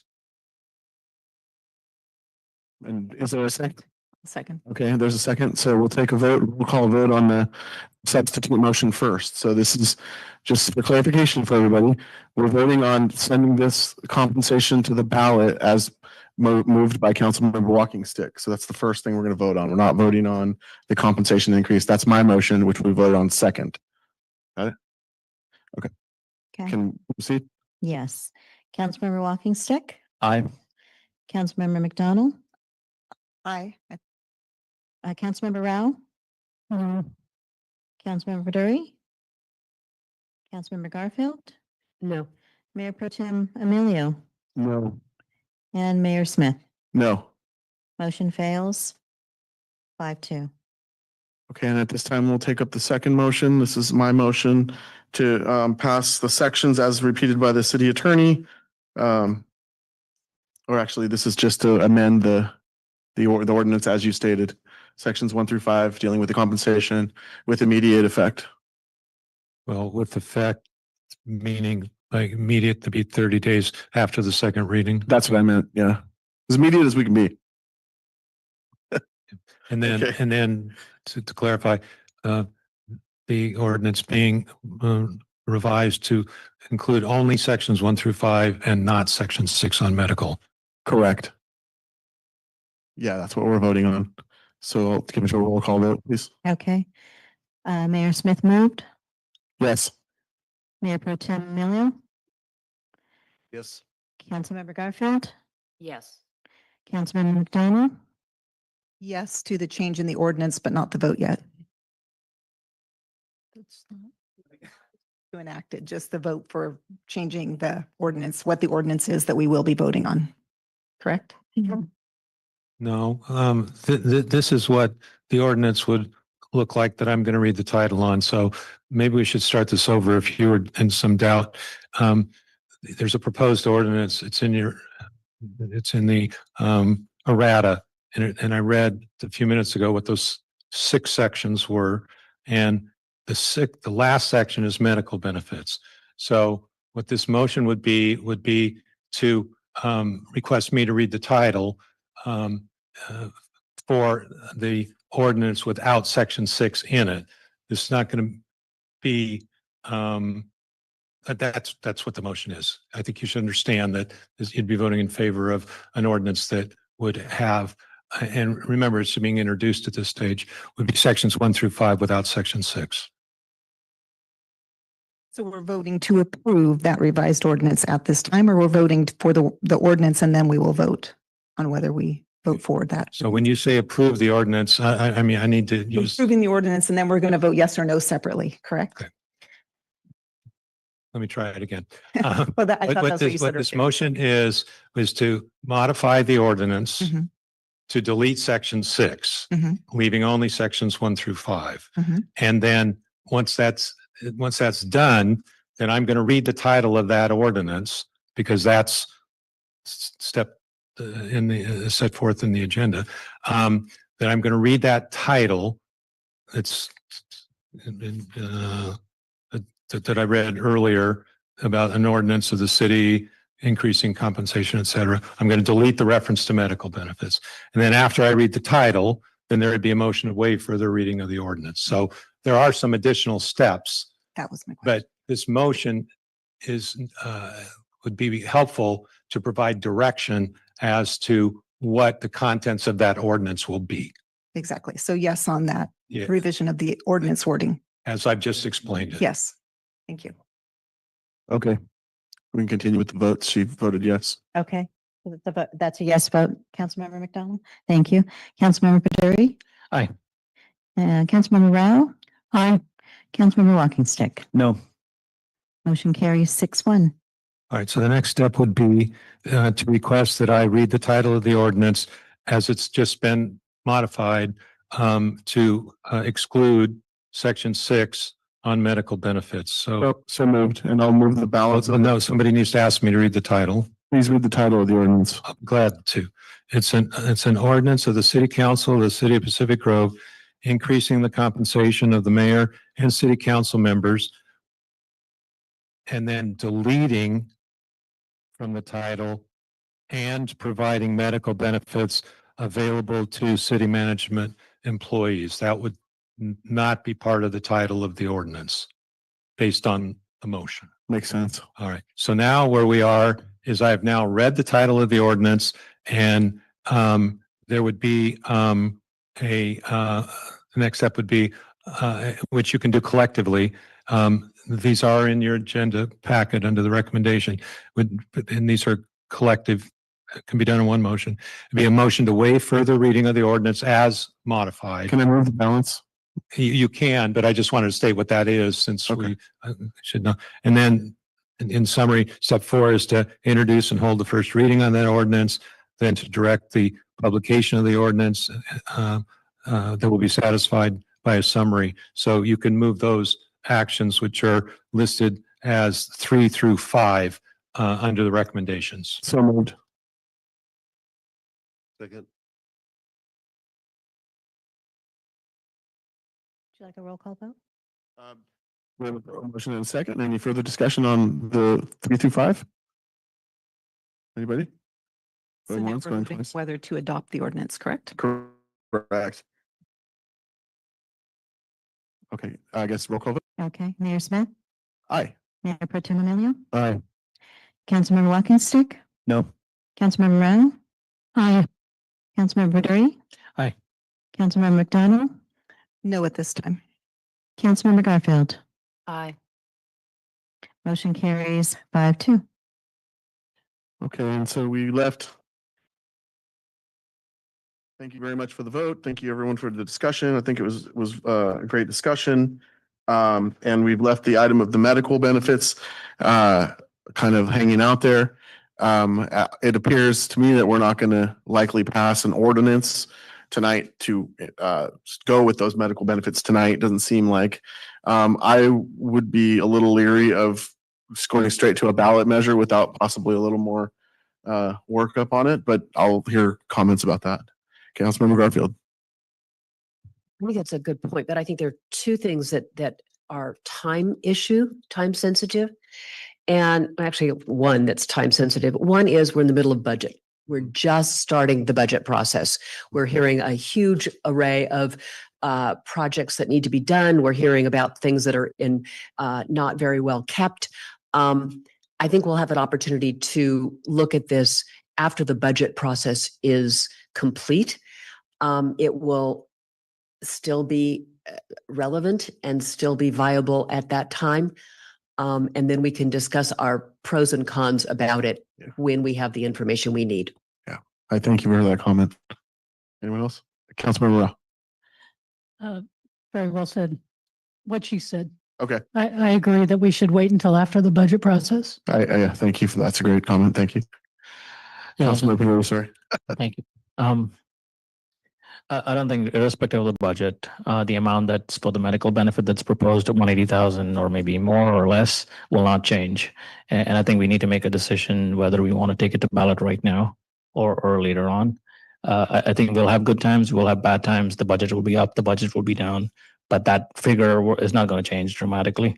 So I think if you're in a position to put it to ballot, I would say let's just do it right now. Thank you. Okay. Mr. Perk, do you feel that the item is it adequately defined to go to a ballot measure? I'm sorry, say it again. Do you think that the issue was adequately defined to go to a ballot measure based on the discussion, how we bifurcated everything and things like that? Well, if it's going to go to a vote, there's a process for doing that. So my advice to you is, if you want, it can be, if there's interest, it could be further reviewed and brought back at a future date. For purposes of going on the ballot. Purposes of discussion. Okay. Okay. Thank you. Councilmember, I'm sorry, Mayor Pro Tem Emilio. Yeah, I tend to agree with the mayor. Council member Dury. We have it all now. I think someone mentioned on the council that it's obvious that not everybody's going to be using the medical benefits. And I know that's not going to happen. So just looking at the situations everybody's in, and I've been on for a while, I think we need to approve the medical benefits tonight. Okay. Anyone else want to speak on the matter? McDonald, sorry. Thank you. I would, although I don't really agree with providing the medical benefits, I do think very strongly that this is something that should go out to the voters. So in whatever form we do that, maybe bringing it back in the future with other discussion, more clarity and the process we need to do. If it's going to be done, I think we need to do it that way instead of us, deciding on that ourselves. We have a lot of other budgetary things to consider. Councilmember Garfield. Yeah, I agree with the idea that later's better for this particular one. But I think there are a lot of things to consider, that tonight's not the best night to do that. I think whether it goes to a ballot or not is different. I don't think it should go to a ballot. I think we should decide. And if we are deciding, then my decision would be based better on having better budget information. And so I would hold on to it being, this topic and the compensation topic has been around for a decade. There's been plenty of discussion about it. I think we have information from our constituents, yay and nay, conditions, whatever judgment we use. What I have heard and the conclusions I have come to at this point would lead me to say no to insurance, the medical insurance, partly because of the expense, but also partly because our part-time employees don't get it and we're part-time. And so on that basis, if we were taking a vote today, I would vote no. Would I feel differently when I knew that the budget would sustain it? I might, which is why I'd like to put it off until after we've been through the budget process. Okay, that's eloquently stated. So it's been a long item. So I'm trying to keep up with it. Okay, Councilman Walking Stick. Thank you, Your Honor. Obviously, you know my opinion. I think the entire thing should have gone to ballot and been decided by the public. However, with regards to the financial imposition that would be placed on the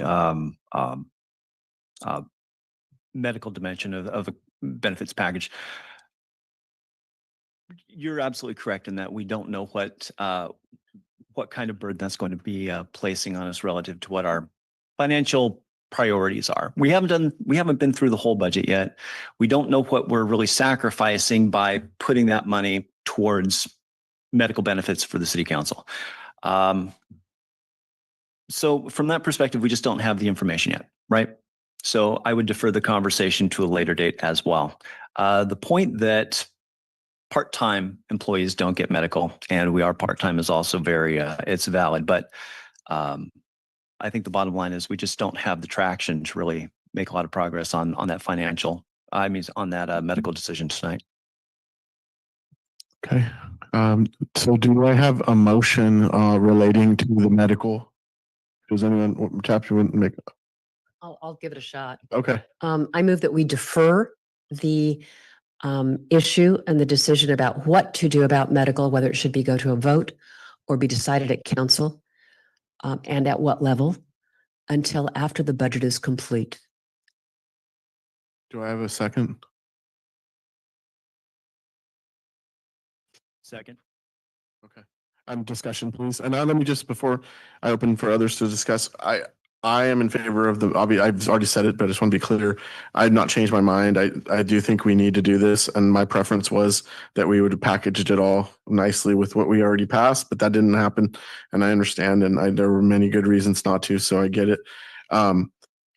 My belief is that we do need to do this eventually. So I'm going to continue to pursue it as much as I can as 1 out of 7.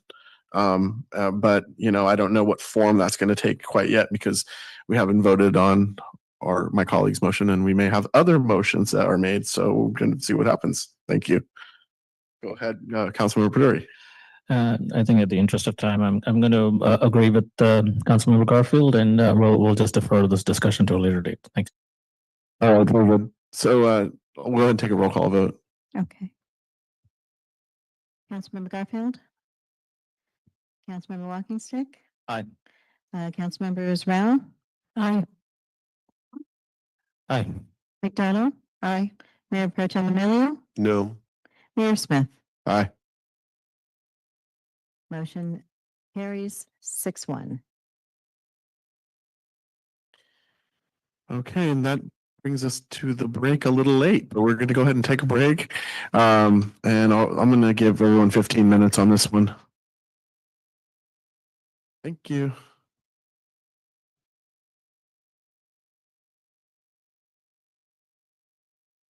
Recording stopped.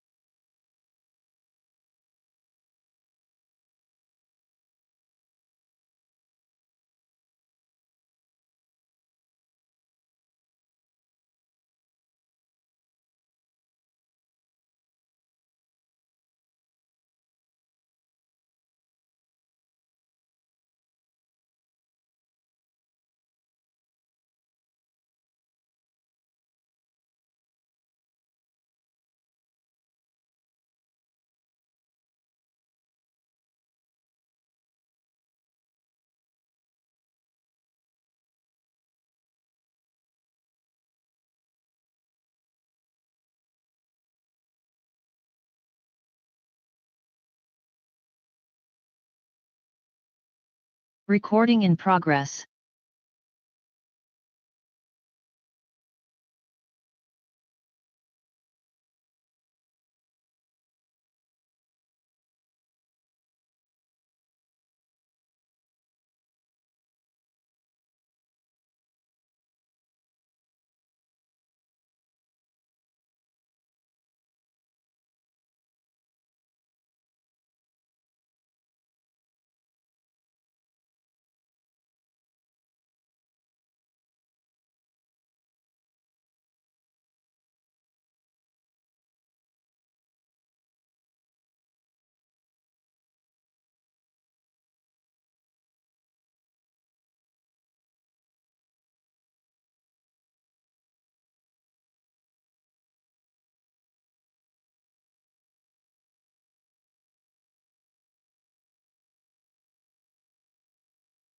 Are we back online?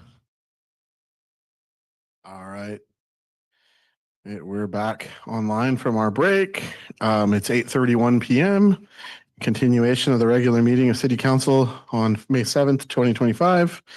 We have completed item 11A, and now we're moving on to item 12, unfinished and ongoing business, and item 12A, authorization of the interim fuel management activities in George Washington Park. And I will recognize our Deputy City Manager, Daniel Go. Thank you, Mayor, members of the City Council. If I can enlarge this. No, did not, a little bit. Okay, tonight I'm here to present George Washington Park, the fuel management activities. So the recommendation tonight is to determine the project to be exempt from CEQA and authorize interim fuel management activities in George Washington Park in accordance with the CEQA memo prepared by Denise Duffy's and Associates. And as of every item, the City Council could take other action.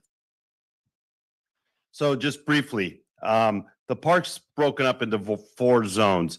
There's zone 1, which is primarily the recreation zone. Got the ball field, the playgrounds, the bathrooms.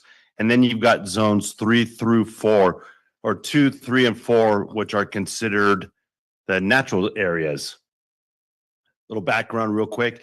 The park was purchased in 1925 for $10. Who wouldn't want to have those 20 acres for $10? In 1948, George Washington Park was designated for recreation use with the city. It's 20 acres, as I stated. It's got diverse habitat for plant and animal species and promotes recreational activities. So in February of this year, 2025, I presented to you kind of a larger scale George Washington Park proposal. And I presented all the existing management plans that we have for the park. I'm not going to do that tonight. That link is in the staff report. But we've prepared 4 documents pertaining to the management and maintenance activities for this park. The City Council provided us direction at that February meeting to identify locations that had large accumulations of down and dead wood and debris, and to fence off those areas so members of the public could start seeing what we're doing. We've done that. We're here tonight to present the location, step number 3, with detailed project descriptions to the City Council. And then ultimately, if approved tonight, Public Works will host a public walkthrough on May 13th at 2 p.m. If anybody's interested to be part of that walkthrough, we will meet at like the baseball field at George Washington Park in zone number 1, and then enter zone 2 at that point and begin our walk. I'll be there probably about 1:45 on May 13th. We'll do public outreach to make sure everybody knows that this walkthrough is occurring. So what we've done to get to this point today is we did a pre-activity biological resources survey. What that survey did is it identified the what's going to happen, the where are we going to do this, the when's the appropriate time to do this work, why do we need to do this work, and how are we going to do the work. That is an attachment in your staff report, the pre-activity biological resources survey. We've also prepared a CEQA memo. which is also attached to your report. That CEQA memo cites 3 exemptions: a statutory exemption, a categorical exemption, and a common sense exemption. Before I move on from this slide, I'd like to state that we retain the services of Denise Duffy and Associates to prepare the CEQA memo and also the pre-activity biological survey. Those are in your staff report, as I alluded to. The city attorney's office has also assisted with this. Tonight on this Zoom meeting, I'm not a CEQA expert. I'm not a biological expert. Denise Duffy and Associates has those experts. We have them on Zoom, and the city attorney's office is also represented on Zoom if you have specific questions on the biological survey or the CEQA memo. So where are the potential locations? And we've covered this at the February meeting, but I'm just going to briefly touch on them again. So we have the first location is in Zone 2, which is accumulation of lots of debris entwined with poison oak. Then we have another location in Zone 3, which has large accumulations of downed trees. Again, these have all been fenced off, marked off. They're staked with ribbon, so you can go in there and see the quadrants that we're working on. Those quadrants, as you can see, have been identified in the map on the associate slides. Then we have a location 3, which also has very large downed accumulations of wood. These are like trees that have fallen that need to be cleaned up. And then we have another location in Zone 4, which is basically right adjacent to Zone 3. So these are almost Zone 3 and Zone 4, almost one larger area that have just significant trees that have fallen, or as you can see it in this picture right here, a tree that is held up with other dead debris that need to be removed. And then in Zone 4, which is on the other side, the north side of Pine Avenue, we have some areas with large accumulations of downed trees, wooden material. So these are the areas that we're proposing to go in and remove. Now, the technique to remove these would be to, as you can see in the map, and this map is also, let me go back to that map, is also an attachment in your report. We'll access these areas by the trails. We're going to use a small, like, skid loader, so a little on rubber tracks, a little like loader, and then a little rubber track chipper. Keep them on the trails. The loader will grab this material and then feed it into the chipper. We anticipate blowing the chips back onto the trail. So that's what we're anticipating. But I can't send somebody into this. This is poison oak. I need to grab that material with a grappling hook and then feed it into the chipper. That's what we're proposing to do at most of these sites. Now, this site with this downed wood I might not be able to accommodate these big, large pieces of wood with the small chipper. We might have to grab them and take them to the curb and then haul them away with like our backhoe or something like that. But we plan to only access these areas to the best of our ability from the trail system that's already established in the park. Prior to us going in and doing this work, we will do the pre-activity bird survey to ensure there's no nesting or roosting birds on the ground or in the trees surrounding the areas. That would be the first thing we do before we schedule this activity 10 days prior to us going in and doing the work.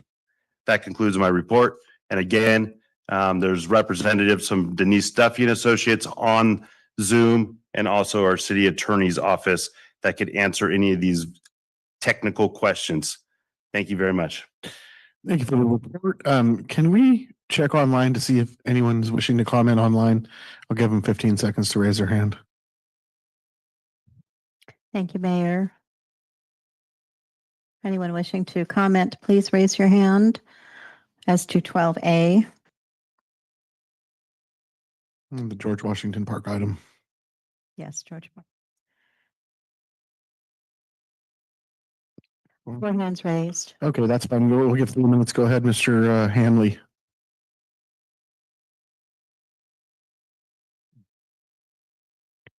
Thank you, Mr. Mayor, members of the council. I support the interim fuel management activities as described in the report.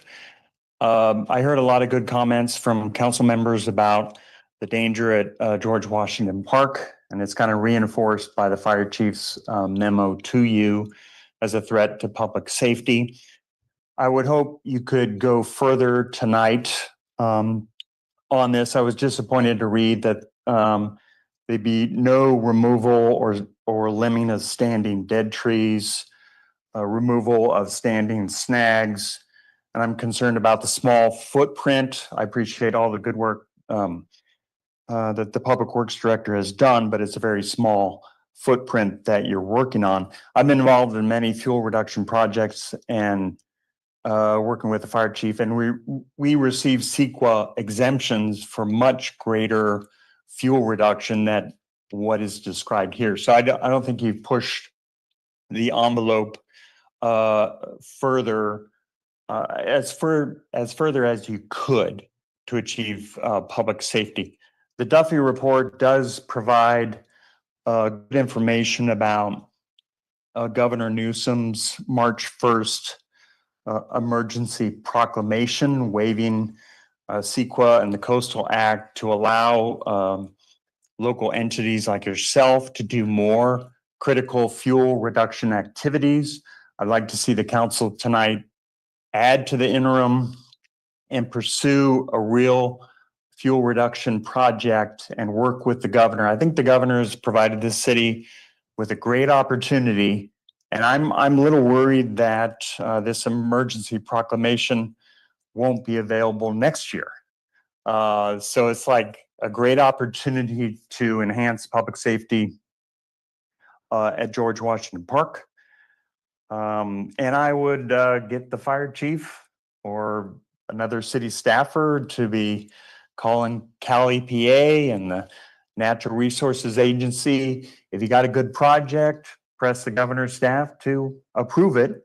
And I think he's in a mood to do it. So it's a great opportunity. Thank you. Thank you, sir.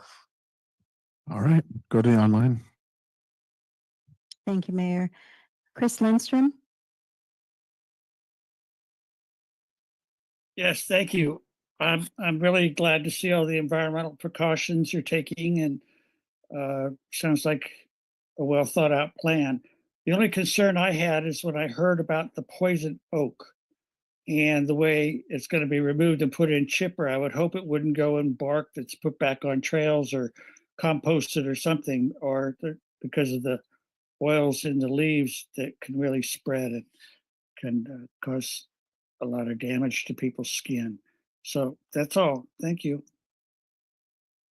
Thank you. Arno Teal. Thank you. I just want to bring my support to the work that Dan and team are doing.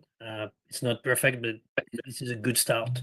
So thank you very much. And to the prior comment as well, if we can get additional resources outside the city, that's great.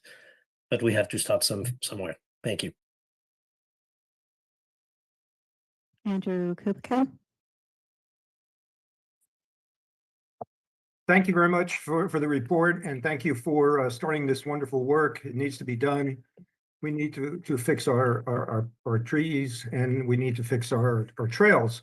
Again, only concern I have is what was mentioned before about the poison ivy going into the chipper and how that would affect anybody who walks onto the trail or any pets that would be walking with people on that, and the liability the city might have for people acquiring poison ivy from walking on the trail. Thank you very much. Thank you. Inga Lawrence and Doimer. Thank you. This is a much more reasonable approach to Public Works initial efforts, and I'm glad it's going back to BNRC. And in respect to Mr. Handley, we're not the city of Auburn. I lived in Chico in 1974. I was the first paid call volunteer firefighter in the city of Cohasset, which interestingly enough, I actually lost 2 homes I'd helped build there in this last conflagration of the park fire. And we are not that kind of community. We are a coastal community, and there are differences, and it would be appreciated if they were recognized also. Thank you very much. Lisa Chiani. Thank you. I really appreciate this plan.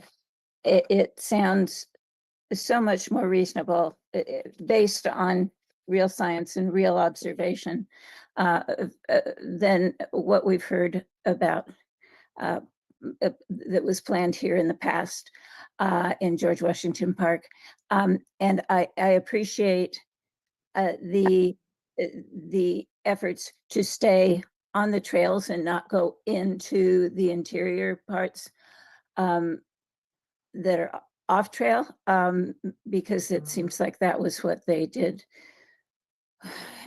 I don't know if it was last year or the year before now, the years are running together, but yeah, it was really disturbing what was going on there before. So this seems like it's very well planned.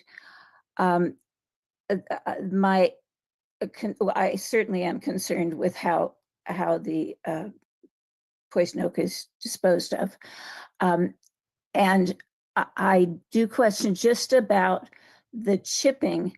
I assume this will be little chips, you know, what we always used to think of as wood chips, but last year, mountains of wood debris was dumped in Berwick Park, the coastal part of Berwick Park, where the loop goes out from the rec trail. Mountains of this stuff that's long sticks up to a foot or more long, and pine cones, and just chunks of wood, and much of it is still there, but it's not the kind of thing you want to be walking on. So I hope that there will be really adequate chipping done to avoid the big wood debris. If it's going to go off trail, well, maybe that's okay. Other than I'm not sure how much that you want there. But in any case, I trust this is a plan that BNRC will be satisfied with. I hope so, and it only should go ahead if they don't have reservations about it. So thank you for getting these studies done. This is great. Thank you. No further hands, Mayor. Thank you. I will bring it and close public comment on this item. Bring it back for a discussion on George Washington Park fuel management. Who would like to? Question, Tina, sorry, Councilmember Rao. That's okay. Thank you, Jerome. Mr. Go, it's interesting that people have called in with the same concerns that I had as I was writing down. And the first question I had for you was, what's going to happen with the wood chips? And I would say that if they are contaminated, we need to send them somewhere else to be disposed of. And the fire chief isn't here, but to me, wood chips equal fuel. And so I don't see us dumping them back into the park as a good use of those. So I get that we put them on the trails for erosion, and I'm all in for that, but not if they've been contaminated with the poison oak. I think that makes it basically unusable for people walking their dog or anyone else other than some people that are lucky enough to be immune to it.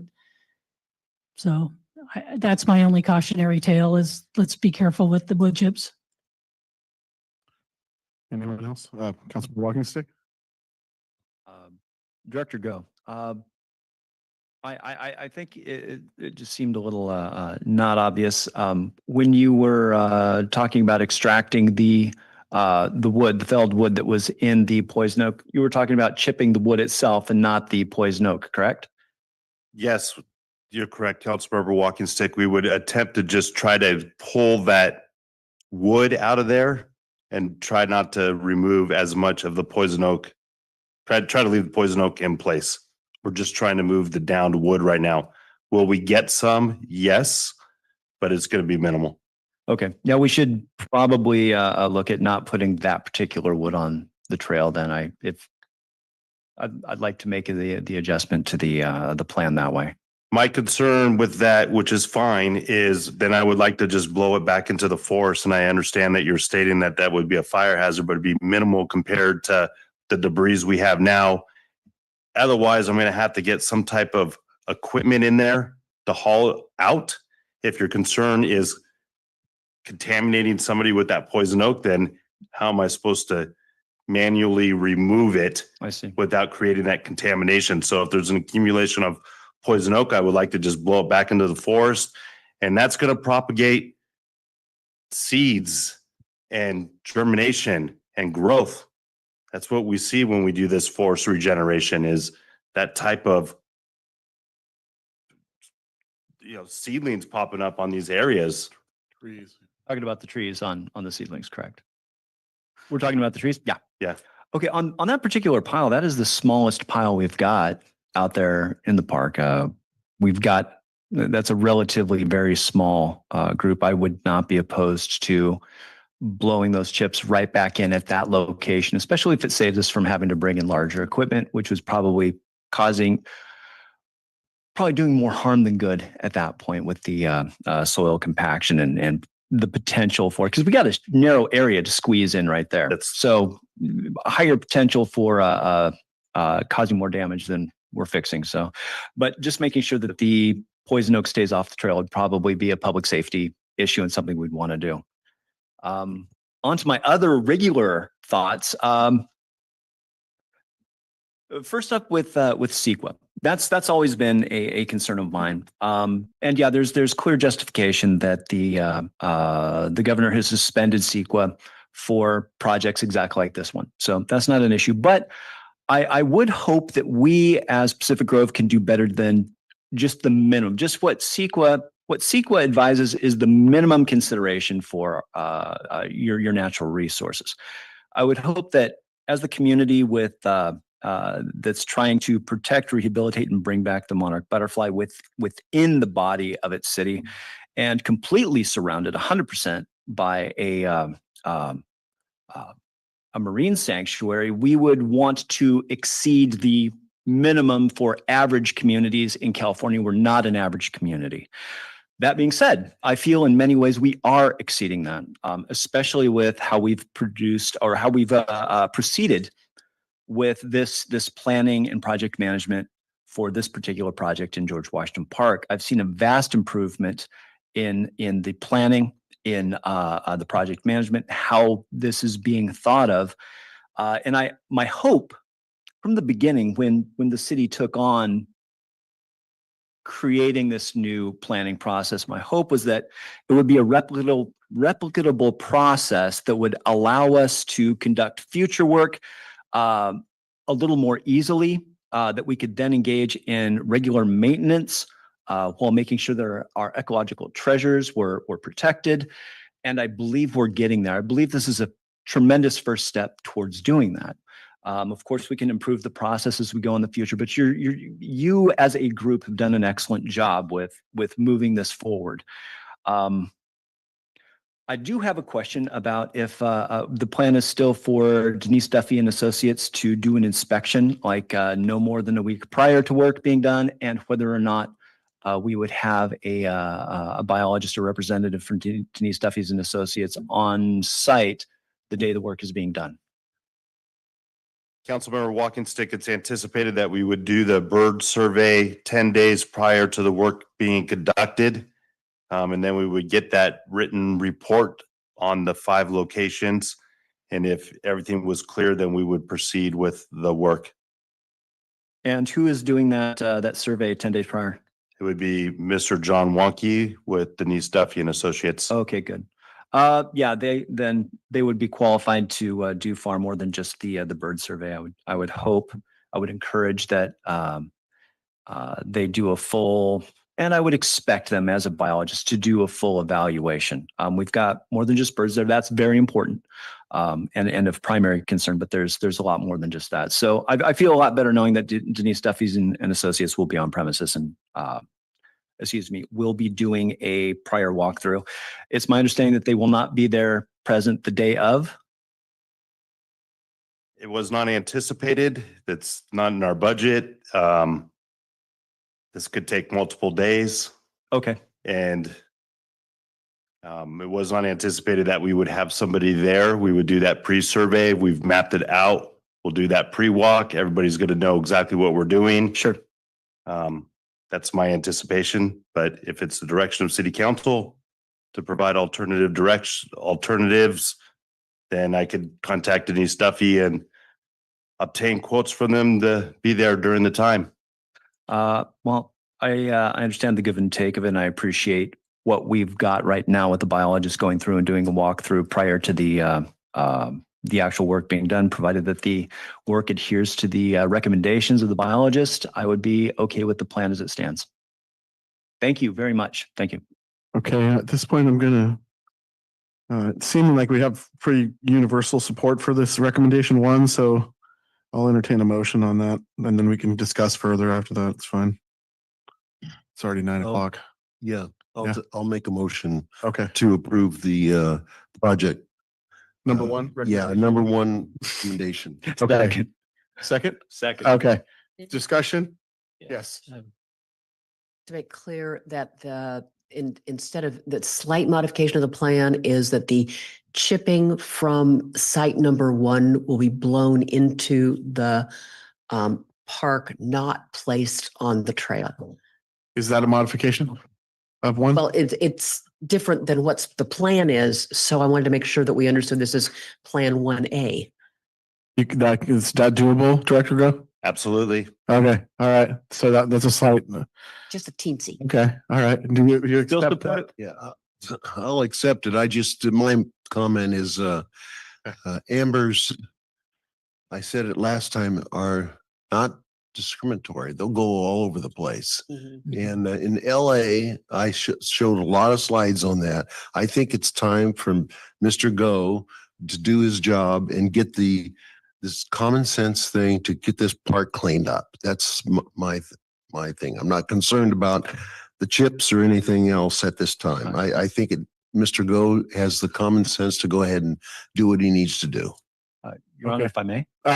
Yeah, so he accepted the amendment and you seconded, you accepted the amendment. Okay, so I want to see Councilmember Peduri had a comment and I didn't get to him, so I'm gonna go to him first.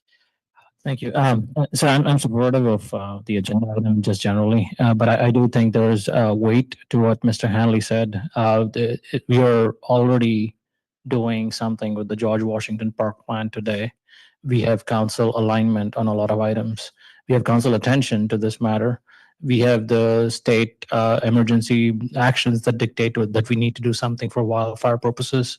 I think we need to go ahead with the future steps related to this item as well. And whether this comes in this motion or not, I would like the city staff to come back to us with what are the future steps for George Washington Park in preparation for emergency purposes on a more broader scale than just what is listed over here. Thank you.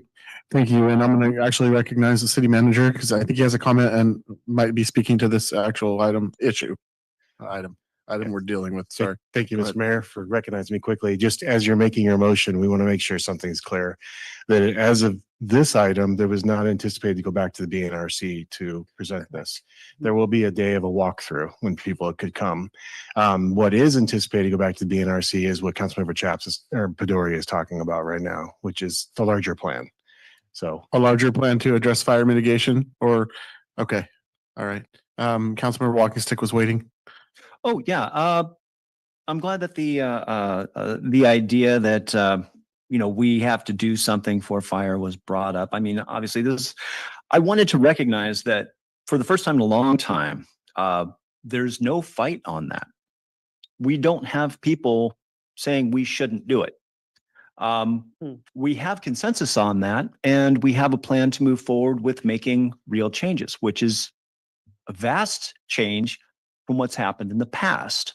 I know we come into the conversation expecting that blowback and expecting to be challenged and expecting the fight. And I wanted to note, especially, I was actually just talking with somebody the other day about when this came up a couple months ago. People came in ready for a fight, and there was no fight. The fight didn't happen. And the fight didn't happen because we are all on the same page, that we recognize as a community that fire mitigation does need to happen. The conversation comes in and has been acknowledged and worked with, that we also need to try, as we're trying to protect our community, we're also trying to protect our environment. That is a dimension of fire safety as well. So I feel we've struck an incredibly good balance of trying to live up to our stewardship responsibilities for our environment and live up to the safety responsibilities of protecting our community. So where we're at right now with this plan, as it stands, as we're going forward, I think it's a fantastic example of what we can do and provides a very good template for how we should move forward in the future. It's balanced. I believe it's all encompassing. We've looked at everything, and we're addressing the lion's share of all of the threat that, the fire fuel, the actual wildfire threat that we have in George Washington Park. So again, thank you to the city for doing a wonderful job. Thank you for the changes you've made to your planning process. And thank you for coming together with a holistic and a balanced plan for addressing our fire concerns within the park. So. Yes, Councilmember McDonald. Thank you. And definitely agree with all that. Thank you so much. I think we've really come together great as a community for getting this done in a way that balances the health of the forest, which actually also helps protect us from fire risk. What I wanted to add is that the BNRC actually has made a proposal that will further address fuel mitigation, part of that being potentially, as for something to look at, doing a DG trail so we don't have the weeds growing up in that perimeter each year. So there already are steps in process that will address that future mitigation in a way that enhances usability for the community, would provide better accessibility, but because that would provide additional wheelchair access. So we are planning for the future, and I really love how we're coming together as a community to make that happen. Thank you. Councilmember Drury. Yeah, I just had a question. I get what Councilmember Walkingstick and Councilmember McDonald are saying. My point is, we are here at a council debating emergency procedures at emergency mitigation strategies for George Washington Park. Why don't we just wrap it up right now and just have, why is it going to be an RC again? It's already on the table right now. Not this item, but the future activity. There's a couple different levels, I guess, of the activity on this. And we came to you a couple months ago talking about these initial piles, just trying to get those cleaned up. So the effort that we're here to tonight identifies just those piles. There's a larger George Washington Park master plan, maintenance plan that has worked its way through the process a couple of times and has not made it all the way through. So we are soon going to be interviewing for a forester and stuff. I understand that's one of the key things that the BNRC and community really want us to get in place first. So the next step will be to kind of look at those old plans, figure out, what are the important components to bring forward, then take that back to the BNRC for them to weigh in. Once they feel confident with that plan, we would then come forward to the city council to adopt it as well. There are other layers of things happening. There's the fire has come up with a community wildfire prevention program that is also going to be incorporated into that. So I guess to answer your question, why we can't just do it tonight is because we don't have the prescriptive measures that we have within this plan for the bigger park, just for those piles at this point. I think in my opinion, we've had a lot of plans over the years related to this park. The city has spent a lot of money on this already. in one of those plans, in my opinion, already addresses what we're looking for. And my thoughts are, I get it that the George Washington maintenance is, whatever the park needs with respect to the forester is part of a broader conversation, and BNRC needs to look into it. But as far as wildfire emergency measures go, we just need to wrap it up right now. And I think the council is in a point where we can make that decision. But I'll leave it open to others if. Yeah, I'm going to call for the question. I'm going to take a roll call on the motion because we're now going a different direction. I'll bring it back after we take the vote, and I'll say some things. Hopefully, try to clarify. So, roll call vote, please. Thank you. Mayor Pro Tem Smith? I'm sorry. No, but go ahead and say yes. My apologies. Mayor Pro Tem Emilio? Mayor Emilio, I'm pro tem Emilio. Mayor Pro Tem. Yes. Yes. Exactly. And then we had a second from Councilmember Walking Stick, correct? Yes, and my Okay. answer is yes. Thank you. Mayor Smith? Yes, again. On this one's going to be an 8. Councilmember Garfield? Aye. Councilmember McDonald? Aye. Councilmember Paduri? Aye. And Councilmember Rao? Aye. Motion carries 7-0. So coming back to this, and the question of where it's going next, I think that it's at the purview of the council. If the council, at this point, I think it's kind of like traveling to the BNRC by virtue of the staff's thoughts or whatever they're saying at the BNRC. But I think also we could change the course. We could put an item on our agenda and to give the direction. We are the council, they are the subordinate body. So we can give direction to the subordinate body to take actions consistent with what we feel is desirable for fire mitigation in the park. So we can do that. We have the power to do that. So, and that would be a separate item, and then we're not going to take it up tonight because we got to do the rest of this stuff, and we're already late. So, Councilmember Garfield. Yeah, I think the issue here is BNRC has a role to play. We have a process put together. We will hear from people. However, the council has a responsibility for safety in the city, and there is a level of urgency that has not been in place to this point with the planning for George Washington Park. So my question is, how can we speed up the timetable, getting good results, but getting results without another hearing, another consultant, another plan that I have to say is sometimes used to derail the process. So I'd like to see us stay on track and not lose track of the urgency of fire prevention in our community. Councilmember Rao. All of that, and I would be in favor of making a motion to set a date, not to exceed a reasonable time to make this happen. I don't want to see this kick down the road and then we get past fire season and then we're in kind of a pickle. So for me, I would like to, I don't want to see this thing drag on for 9 months or a year. I think what would be appropriate, and maybe with Mr. Mogensen and Mr. Go's assistance, is a reasonable timeline to come back with that second plan. Yeah. Councilmember Walking Stick, and keep in mind we were 2 items behind on this. Okay. Yeah, I'll try to keep it short. A couple things. One, we're focusing on, when we talk about fire mitigation, we're focusing on George Washington Park, and that's our fire mitigation, which for an entire community seems a little ridiculous, especially since with the new fire study that they just completed, we had the area of George Washington Park downgraded. Its threat was downgraded, whereas we've got a high threat through the entire Del Monte Forest and area adjoining Pebble Beach, that whole area.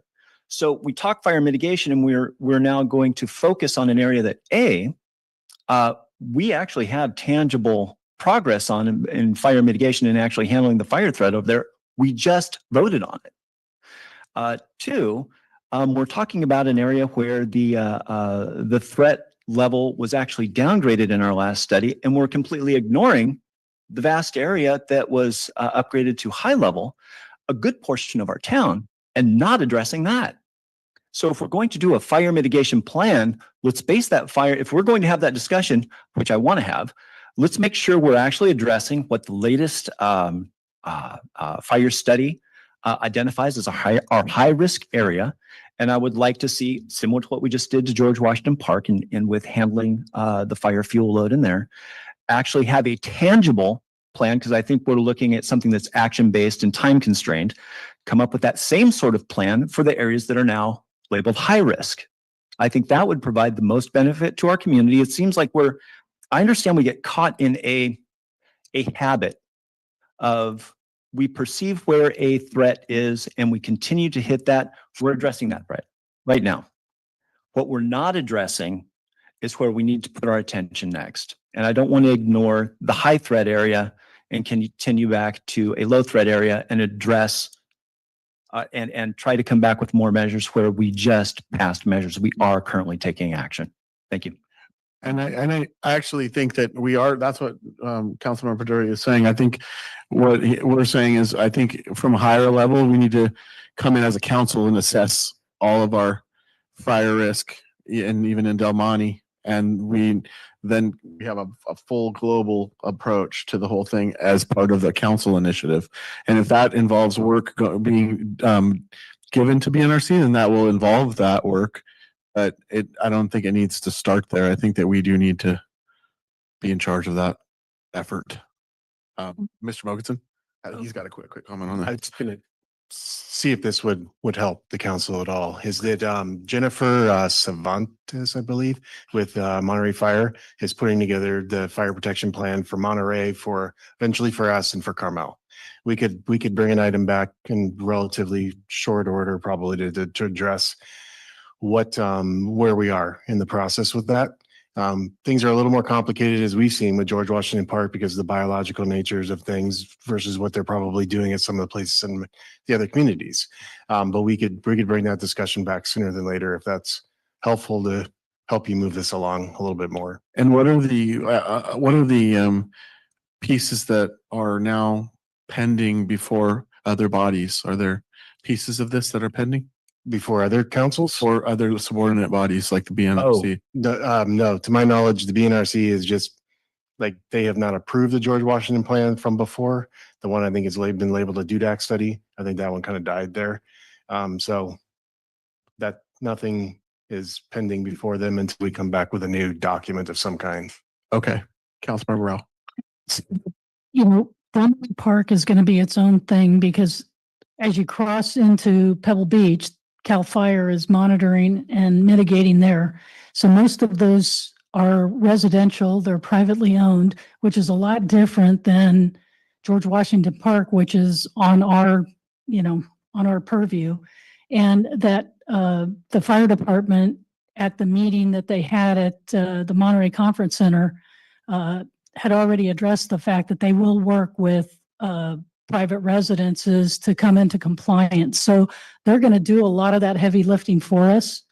And I feel confident that, the areas leading up to Pebble Beach have already been mitigated, but we are going to have to work with our residents, to create that 5-foot barrier and no tree closer than 5 feet and all of those things that need to be done.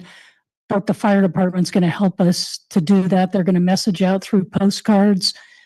If they don't get a response, they're going to make door-to-door visits. So those things in Del Monte Park are already going to be addressed. Okay. Well, I'm going to close. I want to close public discussion on this item. It's gone too long, and I think staff knows what we're looking at, and we'll assess everything and try to bring back something that we can talk about if needed. It sounds like we're not really ready to put anything into cement. Yes. One final thought. I think you'll be pleasantly surprised if we move forward with these 5 locations of the removal of the debris. Annually, we mow the perimeter, which we will do, and we'll work with the volunteer groups there to make sure all the trees are marked. And then maybe in September timeframe, when we're outside of bird nesting season, Public Works can come before the city council and maybe address some of these grassy areas, because those are going to be our next areas of concern. And maybe the city council at that time could provide us direction on how to maintain some of these grassy areas outside of nesting bird season while we're working on the larger overall plan. That sounds fine, but I think in the interim, we're going to need to continue to monitor and come up with other potential efforts as we go. Okay. Thank you very much. We're going to move on to 13A. This is a 5-year CIP recap.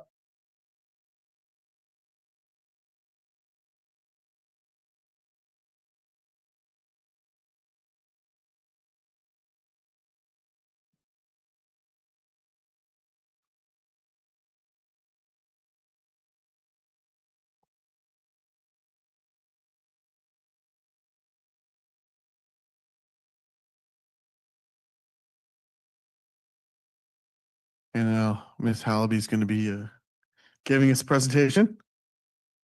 Good evening, We're going Honorable to Mayor. perk up for you. We're going to perk up. It's on to some exciting stuff. Good evening, Honorable Mayor and members of the City Council. The item before you tonight is a 5-year capital improvement plan recap.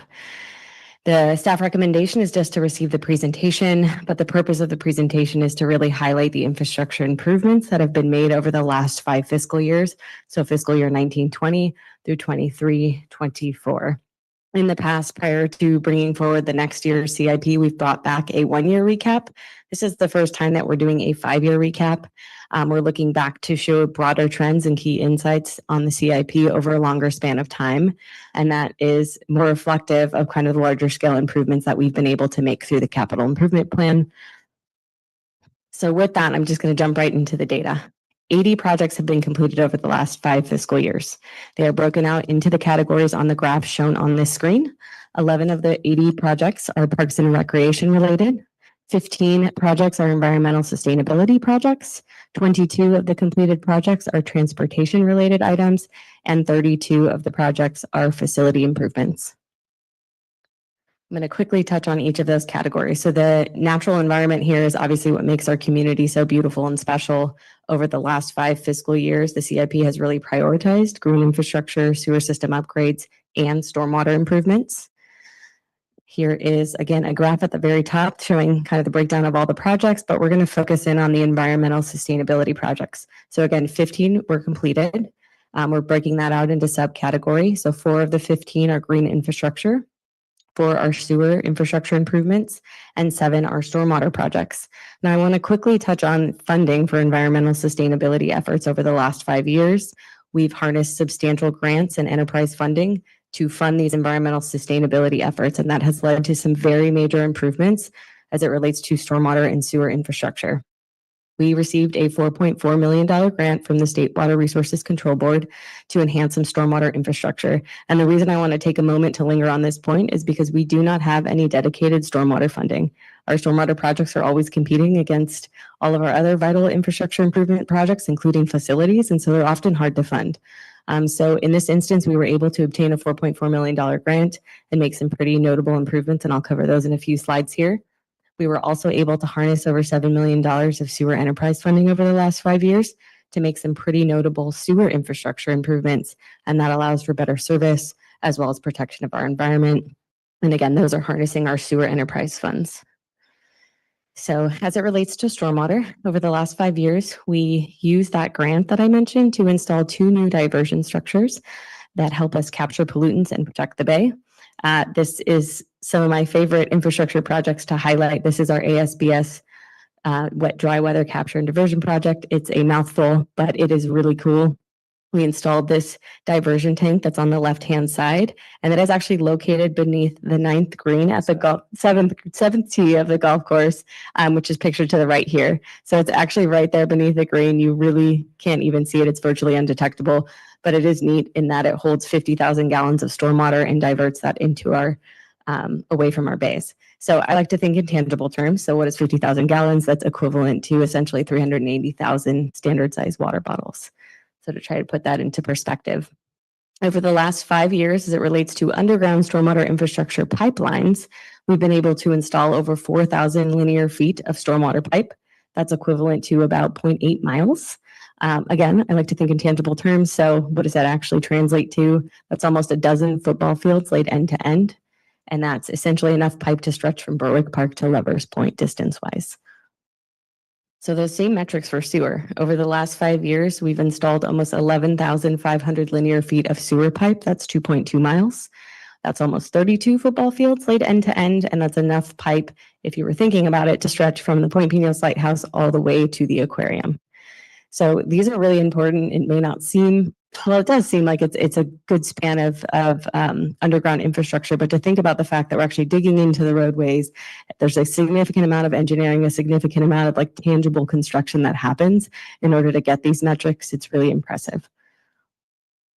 As it relates to green infrastructure, over the past 5 years, we've been able to install some public infrastructure that's really focused on a greener future.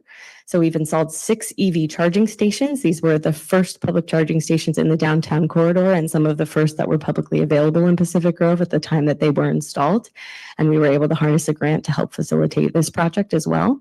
We installed 6 solar streetlights in the Candy Cane Lane neighborhood. This replaced an old school 1920s system that would have cost over $1 million to repair with a modern, more sustainable, greener solution. And we've had great success with these solar lights throughout the Candy Cane Lane neighborhood.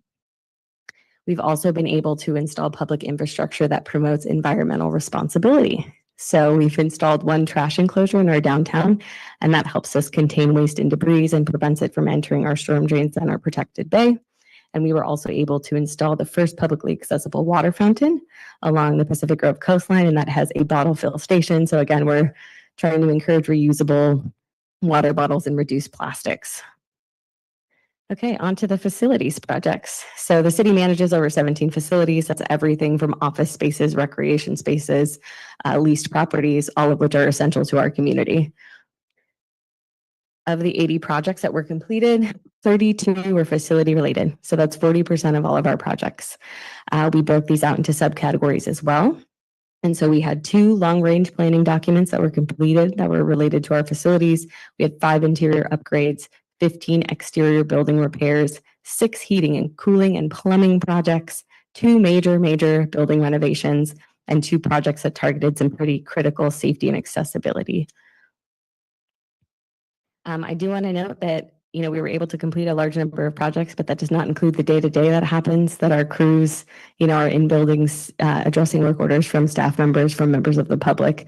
So this is just our CIP-related infrastructure investments. This shows the CIP facility improvements by location. So you can see here how they're broken out. What this really illustrates to me is that the improvements have been distributed across various different facilities and facility types. So not just recreational spaces, but office spaces, leased facilities, and more. Most of the projects address very critical issues like leaking roofs, failed HVACs, things like that. So on to some data over our facility projects for the last 5 years. We've been able to address some pretty critical infrastructure. We've repaired or replaced 11 different roofing systems, addressing deteriorated roofs that exceeded their useful life, that were leaking. We were able to replace fascia, gutter, and protect and extend the lifespan of our city facilities. We repaired or replaced 7 different HVAC systems. We performed 2 vital health and safety upgrades. That includes upgrading the sprinkler system at the Pacific Grove Museum of Natural History for safety, and then installing and retrofitting the exhaustive system at the fire station that improves capture of the fire engine emissions. We also developed 2 long-term planning documents, one that supports ADA compliance at all city facilities, and then one that is related to the preservation of Chautauqua Hall. An exciting slide here highlighting the 2 major facility renovations that have occurred over the last 5 years. Both of these were very, very large scale endeavors. Not only are they high in dollar value, but also in impact. The first is the library renewal project. That was a $2.7 million interior renovation of the library. And that honored the history of the library, but it also improved the library and enhanced it for future generations. And you can see some of the pictures on this slide of the before and afters, but this was a huge endeavor. We moved everything out of the library. There was a temporary library location in the Holman building, and construction took about a year.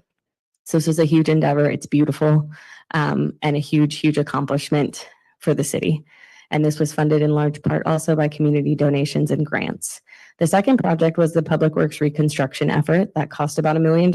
And this was after a devastating fire that essentially rendered our electrical system unusable, our administration office unusable, and damaged the warehouse that housed a variety of different public works related items and documents. We were in a construction trailer for over a year. We were on temporary power for a prolonged period of time, and a portion of that running solely off a generator. So this project allowed us to work with an insurance company to repair these vital elements at the public works yard and ensure a functional space for some of our essential operations. And you can see here kind of the degree to which the scale of the project was. On to Parks and Recreation. Of the 80 completed projects, 11 are Parks and Recreation related.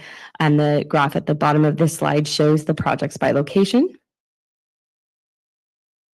Some high-level takeaways: we were able to install nearly 20 picnic tables at various different parks throughout the community. We've been able to enhance accessibility to our various recreational amenities. The picture here shows a parking pad and some ADA parking spots that were installed at Arnett Park, but we were able to make accessibility enhancements at various different recreational amenities. We restored 2.5 acres of native plant. We installed 10 coastal access points to our coastline, and we filled a 0.8 mile gap of coastal recreation trail that is ADA compliant. And I'm going to linger on that project for a minute because that is another huge notable accomplishment for the city over the last 5 years. The city completed the $2.8 million multi-year Point Pinos Coastal Trail project. Now, I want to note the majority of that $2.8 million was grant funded. So the city contributed about $250,000. The remainder was from grants. This formalized parking, it improved safety and created less opportunities for pedestrian and car conflicts. We were able to fill that 0.8 mile gap in the trail. And we were also able to set that trail beyond the 30-year setback line in most of the areas, with the exception of the area adjacent to Crespi Pond, where we were constrained by Ocean View Boulevard. But we were able to install this very cool boardwalk here that was designed to be resistant against some of the wave run up that we experience here. And the last few years of storms have really showed that that has held up well. So this is a huge success, and again, has greatly improved the safety, access, and visitor experience to our scenic coastline. Transportation projects. Of the 80, 22 completed projects have been related to transportation. 10 of those are related to sidewalk and pedestrian safety. 10 are related to pavement and maintenance rehabilitation, and 2 are related to just general roadway enhancements. This is my favorite slide of the presentation, and that is because the graph on the left. So the graph on the left is a map of the city of Pacific Grove roads, and it illustrates the pavement maintenance and rehabilitation that we've been able to do over the last 5 years. So the areas notated in pink are roads that have received a crack and slurry seal treatment, and the areas in blue are areas that received a formal road rehabilitation. And so this graph shows that we've been able to address a good chunk of the city, some of our largest and heaviest used roadways. And what that actually translates to is on the right-hand side of this slide. So we've been able to crack and slurry seal over 3.3 million square feet of roadway in the city over the last 5 years. We've been able to rehabilitate, and that's really kind of a more extensive project. So taking our failed or poor condition roadways and making them like new, we've been able to address 630,000 square feet. What that actually translates to is a 5-point increase in our pavement condition index rating. So in 2020, our pavement condition index was 52, and today it is 57. So it is a notable bump. It shows that the efforts that we are doing as it relates to roadways is having a tangible, beneficial impact. That's not to say that we can't always do more for our roads. There's definitely a need, but what we have done has made an improvement, and that's important to note. And then lastly, our PCI actually exceeds our peers by 12 points. So similar agencies of similar size have a PCI of 45, whereas ours is 57, and that's kind of according to our pavement management database that houses data for other municipalities. As it relates to pedestrian and sidewalk safety, we've been able to install what's equivalent to 1.68 miles of sidewalk or pedestrian paths at various locations through a variety of our projects. We've been able to install 4 flashing beacons at various locations. The one pictured on the screen is a really important one that's adjacent to 19th Street, adjacent to Pacific Grove High School, and that's been a problematic and tricky intersection.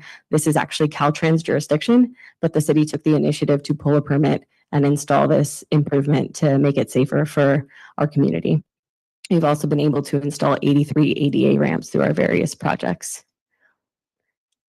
And I'm on to my last few slides here. I quickly want to note that we've received several awards and recognition over the last 5 years for some of these larger scale projects that I mentioned. We received 2 Transportation Excellence Awards from the Transportation Agency of Monterey County, one for our Congress Avenue Road Rehabilitation Project, the other for our Point Pinos Coastal Trail Project. We received 2 APWA awards, one for the Project of the Year for Small Cities Transportation for the Point Pinos Coastal Trail Project, another for Project of the Year specific to the environment for the ASBS Wet Dry Weather Capture and Diversion Project. We've also been able to share our experiences with other folks through the League of California Cities Conference, where we talked about the ASBS project and harnessing state water resources control grants, lessons learned, things so we can teach other municipalities as well. We presented at the Trails and Greenways conferences about the Point Pinos Coastal Trail Project. And then we were featured in Western City to just illustrate, again, the impact of the Point Pinos Coastal Trail Project and that it's had on the community.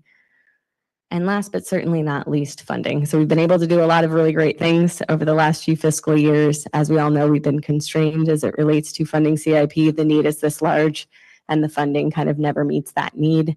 But over the last 5 years, we've harnessed just under $28 million invested in our vital infrastructure improvements through the capital improvement plan. And the table here shows that amount per fiscal year. But a really exciting metric is that in that same time frame, we've received over $10 million in grants and community donations to support our projects. So this figure really highlights that although our funding and our discretionary funding is limited, we have been creative. We have pursued and harnessed and leveraged grant funding and community support in order to get these vital infrastructure improvements done. It also reflects the dedication of our active and engaged community, whose fundraising efforts continue to support a stronger future for Pacific Grove of tomorrow. And that concludes my presentation. Wow, that's excellent. Thank you so much. That was amazing. Okay, so we'll take public comment on this item. Online, I suppose. No hands raised online, Mayor. Okay, anyone here like to speak on in here in chambers? All right, seeing none, we'll close public comment. This is received presentation. It was a great report, but I want to open it up for people to comment or ask any questions. Councilmember Garfield. Just a real quick comment. I was impressed by how much has been accomplished, and the large portion of it is stuff you never see. It's under our feet. It's making sure our bay is safe. It's doing really important things, but it's real easy to forget all the work that gets done because it's not bright and shiny. So for your unsung heroism, thank you very much. You guys do a really good job. I do want to say one thing. The 12 points better than the other comparators. That was nice. Because I think earlier tonight we heard a little bit of a different story, but that's okay. There's knowledge is power. Councilmember Paturi. Thank you. I'm really excited by the slides. Every time you present these slides, they're colorful, they're pictures and all that stuff. So I'm like, why is it coming late at night? That's my only problem. But I would say these are the accomplishments that we actually need to showcase a bit more to the city. So if we can put it on the web, if it's already there on the web, great. But if we can do some kind of communication or correspondence related to that, that'll be great. Just a quick comment from me. It's great to know that we're +5 PCI points in 5 years. Does that mean it'll take 43 years for us to get to 100 PCI? That's just tossing it out there, and hopefully we'll be able to make inroads over there. But thank you. This is a great presentation and illustrated all the great job that you guys do. Thank you. Member Tim, Amelia. Yeah, kudos on what has been said. But again, every time both Mr. Go and Ms. Hallaby, your presentations are impeccable. And it's also rewarding to see that so much work with such a thin staff to do so much is kudos to you, and I appreciate both of you for all you do. Thank you. Any other comments? Okay, hey, thank you so much, Public Works staff for this report and clarifying things, and we love that. That's great. And getting the word out. Okay, final item of the night. It's 9:35 PM. Agenda item 13B. And this is, we're gonna continue to ask Ms. Hallaby to articulate. This is the CIP and project improvement plan and project list, SB1 project list. Go ahead. Thank you, Mayor Smith. I've got another colorful PowerPoint slide for you guys with lots of pictures. So, all right, the staff recommendation associated with this item, which is the capital improvement plan, is to receive and approve the fiscal year 25-26, 26-27 CIP for inclusion in the budget, and approve a resolution adopting the fiscal year 25-26 Senate Bill 1 project list. Alternatively, the council may discuss and take other action as it relates to this item. So what is a capital improvement? It's defined in Council Policy 400-6, but it's essentially any project that's over $5,000 that's non-recurring, and it includes maintenance, repairs, improvements, or acquisition of a city asset. A capital improvement plan defines all the projects that meet those parameters, provides implementation schedules, links the projects to financing and budgets, links the projects to council goals and initiatives, and provides project information and justification. So this is the first time that we've presented a 2-year CIP. So I want to quickly touch on that. The city is transitioning to a 2-year budget cycle, and this presentation and the CIP parallels that same 2-year budget period. So we're encompassing both fiscal year 25-26 and fiscal year 26-27. I just want to note that before 26-27, we will return with any adjustments for council review and approval, and will also return prior to fiscal year 25-26 with an updated Senate Bill 1 project list, where we'll list the projects to receive rehabilitation treatment in the second of the 2 CIP years. So with that, the proposed CIP for the 2 years includes a total of 16 projects. So this is kind of lean.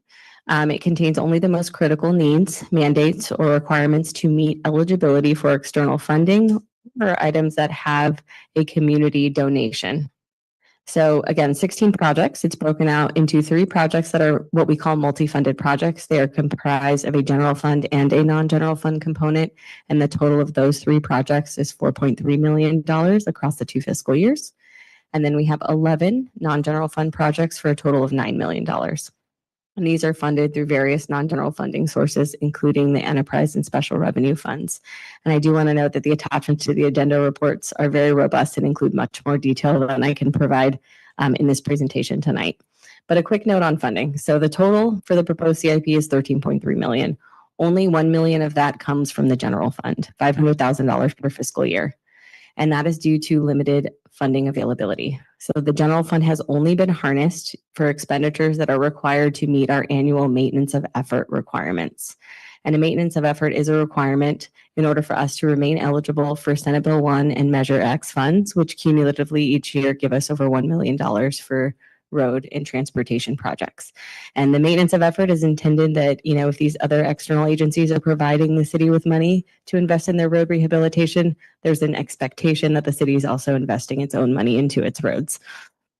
And I just want to note that the general fund contribution is labeled as Fund 63 in all of the attachments and in the report. As for non-general fund, where possible, we have used the non-general funds to support infrastructure needs. And that's for a total of $12.3 million across all of the various non-general fund sources. That's about 92% of the total proposed CIP budget. 11.3 million of that 12.3 is from enterprise and special revenue funds. And again, these have been harnessed where applicable to support the most urgent needs. And then $1 million is derived from community donations.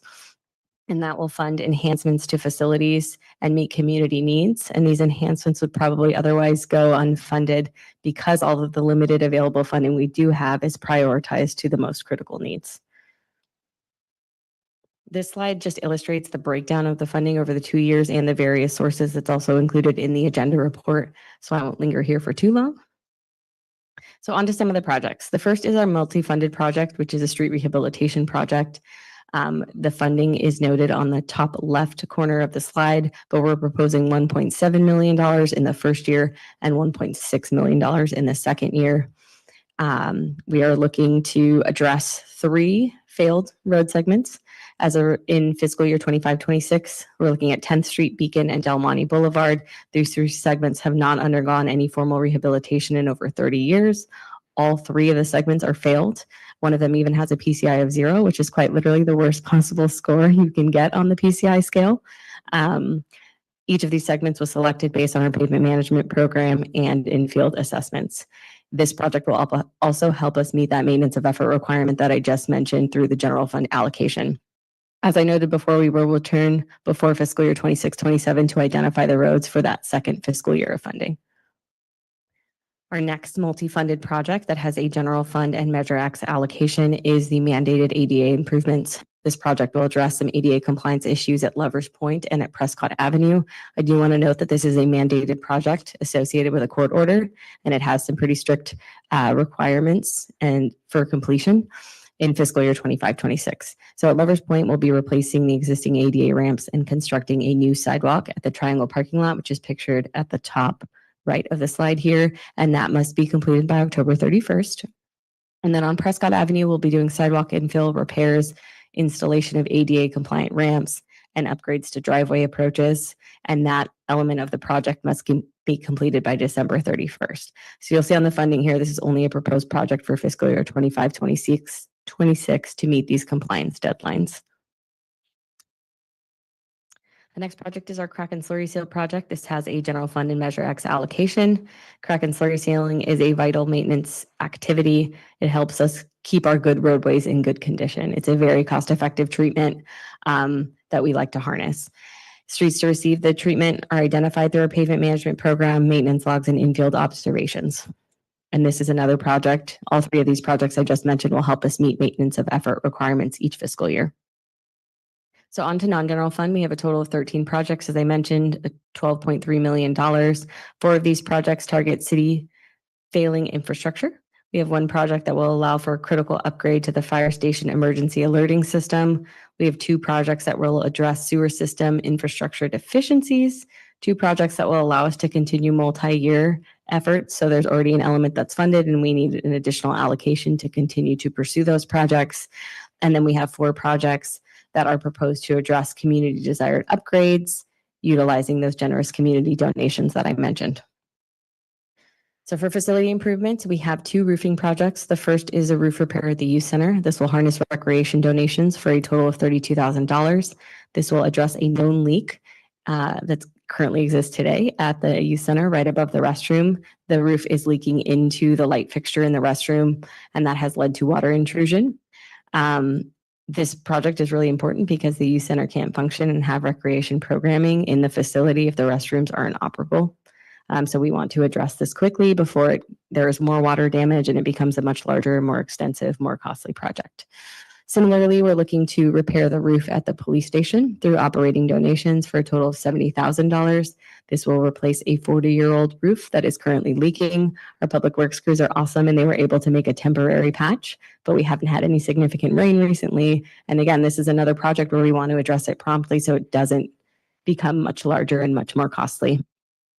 We're looking to replace the boiler at the golf course through the golf course fund for $40,000. This boiler is over 20 years old. It's exceeded its serviceable life. They no longer make parts for repair. And this will allow us to replace it with a new high efficiency unit. We are also looking to make an improvement at City Hall with some of the doors and windows that are very damaged due to termites. This picture is a little hard to see, but that is termite damage in the doorway. And you can see the termite droppings all over the ground. They're vacuumed up frequently, but they promptly return. So we're looking to address the windows that are non-functional and the door that is severely damaged. As it relates to sewer infrastructure improvements, I mentioned that we have 2 projects. The first is a force main replacement on Arena Avenue that would be harnessing the Sewer Enterprise Fund for $600,000. This project would allow for a new force main between Sunset Drive and Asilomar on Arena, and this will address some known sewer deficiencies. So replacement is critical to maintaining reliable sewer service, but also for protecting our environment and preventing sewer spills. This existing line has experienced 2 failures in recent years, so it's really urgent that we repair it as soon as possible. The second sewer infrastructure project is our urban diversion repair and recalibration project derived from the sewer fund for $100,000. This project will allow us to repair pumps and recalibrate the meters that service our urban diversion system. This system diverts water from our coastline into the sewer system to Monterey One Water. And again, it's a stormwater protection effort. Repairs are required to ensure that we have accurate reporting of what's going into Monterey One sewer systems, but also so that the pumps are operational and actually pumping the water properly into the sewer system. So I mentioned that we had 4 projects that were facilitated by community donations, and those are the projects that are listed on this screen. We have the first, which is a pillar privacy study booth through operating donations. Again, this would be funded by the Library Friends and Foundation. This would create a dedicated privacy or study booth at the library. The library currently lacks any sort of space that is private, and users have consistently requested one. So this would allow things like telehealth meetings, just allow the patrons at the library to have a dedicated space. And again, funded by the Library Friends and Foundation. They have also been willing to fund a library backup power system. So this would allow for the purchase and installation of some sort of backup power system for the library. Exactly what backup power system would be determined based on feasibility after the project is approved. But currently, the library does not have any backup power. So when the power goes out, they're essentially non-operational, but they have the potential to be a hub for the community when the power does go out. And so if they had a backup power source, that would facilitate the use of their facility. The Chinese Pavilion and Moon Mall project would be funded through the Monterey Bay Chinese Association. This would allow for construction of a Chinese pavilion and moongate at Elmery Dyke Park that would replace the deteriorated gazebo. This item has been brought before council in the past, and Elmery Dyke Park was selected as a desired location. The Monterey Bay Chinese Association has now done a fundraising campaign, and they've raised $200,000. So we're bringing this forward to formally put it on the capital improvement plan and move it forward. And then we have the Chautauqua Hall building improvements, which would be funded by the Heritage Society's Friends of Chautauqua Hall. They've also done a really tremendous fundraising effort and have raised over $700,000, I believe, at this point.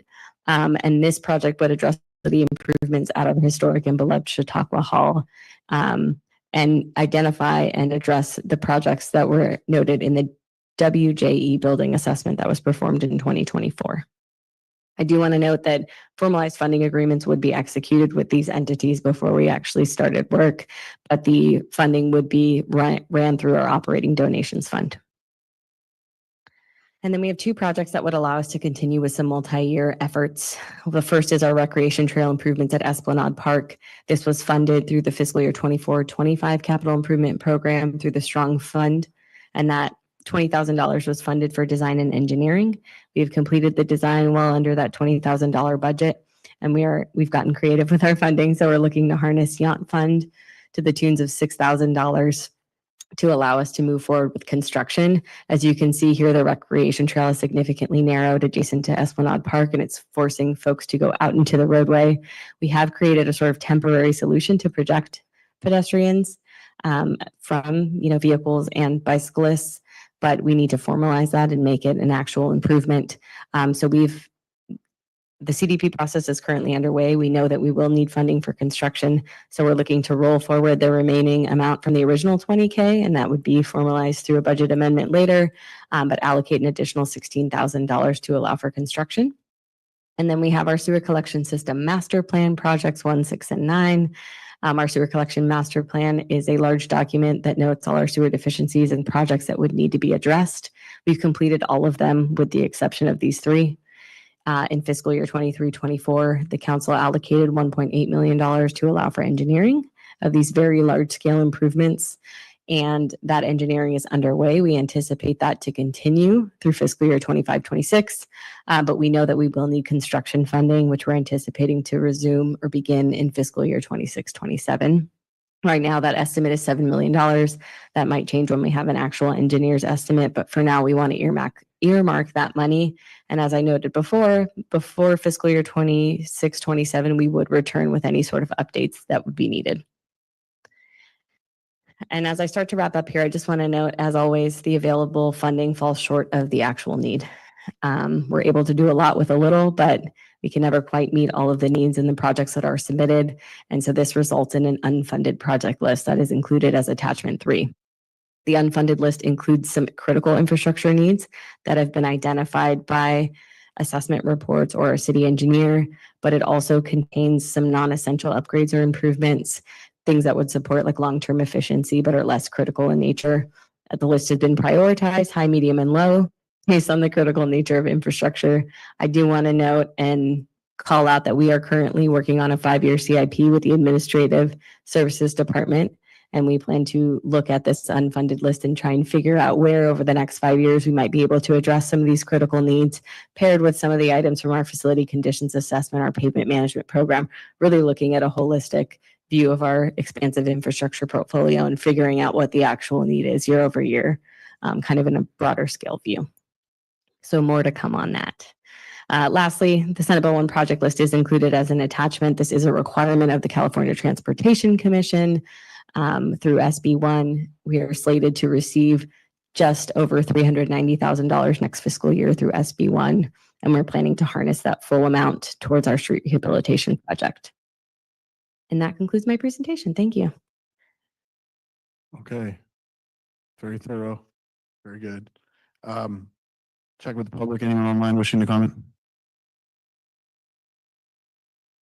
I have a few hands raised. Looks like 3.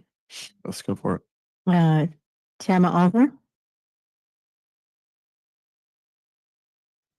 Thank you, Joyce Halabi, for your presentation. And I'm here representing the library board. Such a great job was done describing the 2 projects supporting the library that I don't need to say anything more than express our thanks to the Pacific Grove Public Library Friends and Foundation for their willingness to provide the capital funding, and to let you know that the library board fully supports the city approving the resources to implement and manage those projects. Thank you. Thank you. Lisa Ciani. Thank you. As I wrote last night, it's great to see Chautauqua Hall building improvements on the list, thanks to the hard work of Heritage Society and the city's assistance. I'm also glad to see the Urban Diversion Station repair and recalibration project at Lovers Point to repair pumps and meters. We all know it's important to keep stormwater infrastructure in good working order to protect the marine sanctuary. It's also important to maintain that equipment in acceptable condition on the exterior so it doesn't degrade one of our most scenic parks. I sent you photos last night of other unsightly equipment units in Lovers Point Park that have been allowed to become eyesores. Funding for regular maintenance of the exterior needs to be provided in the budget. Some of the damage is due to salt air and rust, some to graffiti and other abuse. Please specify exterior maintenance for this equipment in the budget. Sorry. One project that's not ready for your approval is the Coastal Trail Realignment Project across from Esplanade Park. Planning has not been done following the strong recommendation in the city's shoreline management plan. Instead of planning for 500 linear feet of eroded bluff between Beach Street and Coral Street, Public Works has piecemealed a 100 linear feet standalone project without planning for the long-term issues addressed in the comprehensive 5-page discussion and maps in the shoreline management plan. The current project fails to address safety issues for cars, bikes, and pedestrians. The traffic engineer was not consulted. In 2016, the traffic engineer then strongly recommended against narrowing the street at this location in a formal detailed memo to the Public Works Director. Moving the trail inland is necessary and it needs to be done carefully. The current project description says public outreach and design took place this fiscal year. There's no evidence of that. Permitting is called for in year 2, yet permitting was already rushed into without a legitimate plan. The Coastal Commission would not be accepting of a sketchy plan in this sensitive coastline area. No further work should be approved until there's a safe and carefully detailed plan. And I hope that you will hold off on that. Thank you. Inga Lawrenson Dormer. Thank you. I heard Joyce Hallaby definitely say only the most critical needs take priority, and that the actual funding falls far short of our needs. And yet, many of them are just donations and volunteer funding. And yet tonight, the council voted themselves a major raise. Voted themselves. I wonder how many citizens would voluntarily donate to your self-voted raises. Ask yourself. Thank you. No further hands are raised, Mayor. Let's have a comment on the item. And bring it back to council. I'm gonna lead off a little bit here. I'm ready to approve it. They went through the process. They did the work for us, put it on a platter like this, and I'm just ready to take a little sandwich off the platter and have a bite. So this is beautiful. It's well done. And anything beyond this is going to take a special effort. If we're talking about using reserves or whatever, that's going to be a different discussion. So I think the way this has been prioritized, I'm ready to move forward with it. Items 1 and 2. So I'll entertain other comments, motions, whatever. Councilmember Rao. Thank you, Your Honor. Thank you for that. Public Works, it was an outstanding presentation. And I will agree with Councilmember Garfield that sewers are not sexy. But when they don't work, it's really bad. And especially since everything flows to the ocean, which is a big concern. So I approve the prioritization that you've done with these projects. For the number one reason of public safety, as always, I think we need to do something, even if it's a temporary $16,000 solution. We need to do something at the bump out at Esplanade Park. Public safety, we cannot allow the pedestrians to be put in harm's way, nor the cyclists. So I think if we want to move forward with some sort of restoration of the bluffs, that's fine. We can put that in, do some assessments and figure out what that long-term solution is going to cost. But I think right now, in my opinion, we need to move forward with a safety solution to protect our pedestrians. Councilman Garfield. Thank you. I really appreciate the work that went into assessing so many options, getting input, figuring out which ones are suitable, feasible, and having a list for us to look at. The one I had questions about was repairs of the pier and whether there's a real risk in waiting that would put it at my question is, what level of urgency is there on that pier?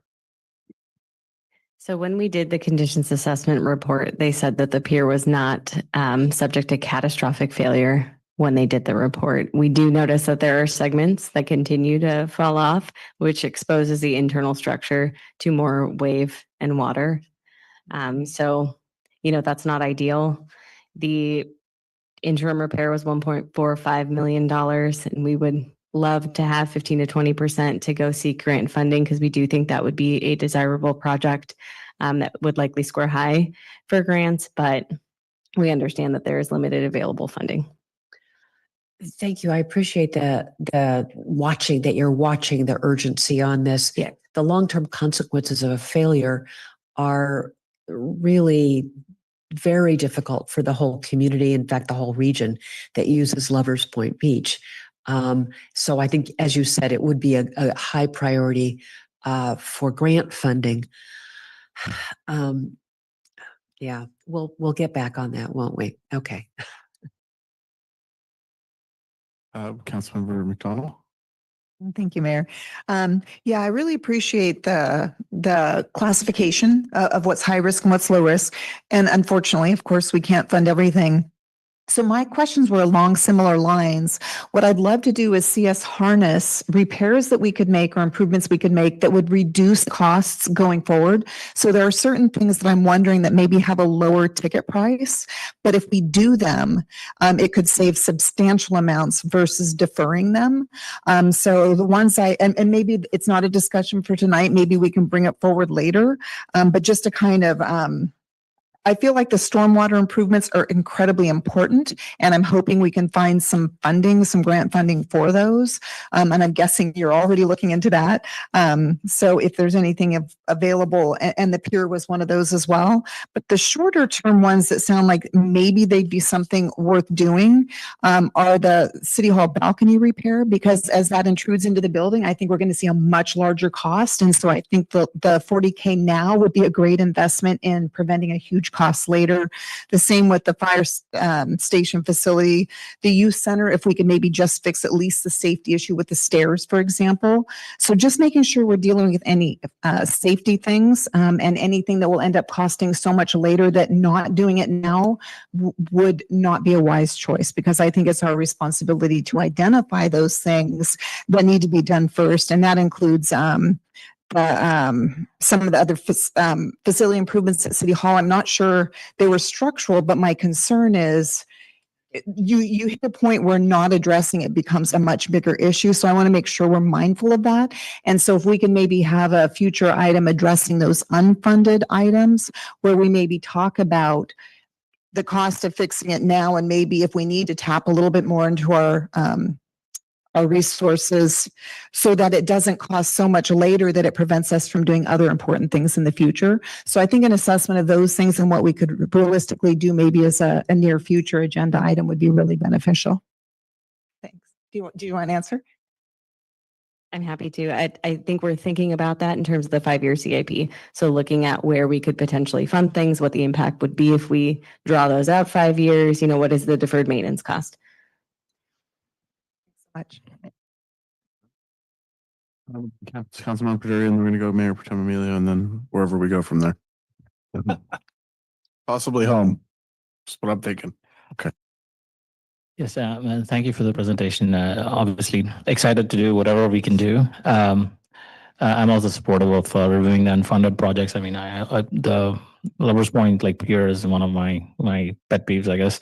But I think in the interest of that, and knowing that it is going to receive a little bit more grant funding than possibly others, I would expect us to, whenever we come back, to also provide some information on which will be most funded by grants, so that we are able to make those decisions to say which can go first versus later. But my question, the only comment I had was a question, which is, what is prompting us to do a 2-year CIP now? I mean, what is the rationale behind that? The rationale is that we're doing a 2-year budget. And so because the budget is comprised of both the operating expenses and the capital improvement plan, we've just kind of followed suit with our administrative services department. I think the logic is that it's more efficient, but I'll let Fred, our administrative services director, speak to that further. Yeah, that's a great question. Your mic's off. Better. Yeah, basically the idea of a 2-year, and a lot of cities are doing 2 years. For example, City of Marina, for example, does a 2-year budget, is to kind of give a more long-term look, at things, and not just a 1-year tunnel vision, basically. And the idea too, it's kind of like what Public Works was talking about earlier. With the 2-year and the 5-year, it really allows you to give a longer term perspective. And if we want to start looking at alternative funding sources for those, sometimes it takes a long time to do that kind of stuff with grant funding, to identify matching funds. If we want to potentially go out to the public to see if they have interest, in funding additional projects. So having that longer term look really puts us in a better position, for funding these types of projects. Okay, thank you. I think I asked the question so you could come to the podium at 10 p.m. and So with their great presentation, that's the least I can. but thank you. I appreciate. I'm supportive of the item as it is. Thanks. And thank you very much. And I just say, I think we're kind of moving things forward on the budgeting process by adopting these new ways of thinking, because it does help us have a longer term view. And I think that's kind of why we're doing these things. And I'll recognize Mayor Pro Tem Amelia. Thank you. Thank you, Ms. Hallaby, for the presentation. Real quick. I'm always supportive of the capital improvement projects, and I wish to recommend a motion on number 1 and number 2. You're moving the recommendations 1 and 2? Yes. Okay. Do you have a second? Second by McDonald. All right. Any further discussion? Actually, I had one quick comment. Sure. Based on public input, I wanted to address that the coastal trail improvement that is on the docket there is itself a safety improvement, and that the idea of pedestrian safety was concerning the traffic was brought up during the planning commission meeting, and it is already under consideration by Public Works. I don't know if there's a solution in place yet decided upon, but I do know that it was brought up and that Public Works was aware of it and acting. Correct? That's correct. Councilmember Walking Stick, we did receive a coastal development permit from the Planning Commission for this item with specific conditions pertaining to traffic, pedestrian, and bicycle access, primarily during construction. And then post-construction markings on the roadway. That permit was appealed and will be before the city council at a very near future meeting for your consideration. Okay, thank you for that information. I appreciate it. Okay. All right, I'm going to call for the vote. What? I'm sorry. We've received, a photograph. Somebody says there's something wrong. There's something that needs to be repaired. Sending it to me doesn't really help. Is there a way, do we have a process where somebody can send, I remember sending you a picture with a geolocator on it. How do you report something that you think is wrong in the city? I'd be happy to speak on that. We do have a public-facing work order system, so anybody can go in. We have an app. It also works on the website. If you just go to cityofpg.org, there's a big green button that says service request. You can click on that, select what the issue is or what you think the issue is. You can upload a picture, you can geolocate it, and that goes directly to our crews. And there is a feedback loop as well. So I highly encourage folks to include their phone number or email address, and they'll get text or email notifications on the status. Thank you. Roll call vote, please. Thank you. Mayor Pro Tem Emilio, Aye. Councilmember McDonald, Aye. Councilmember Walking Stick, Aye. Mayor Smith, Aye. Councilmember Paduri, Councilmember Rao, Aye. Councilmember Garfield. Aye. Motion carries 7-0. All right. Thank you very much for everyone at home and in chambers. Meeting's adjourned.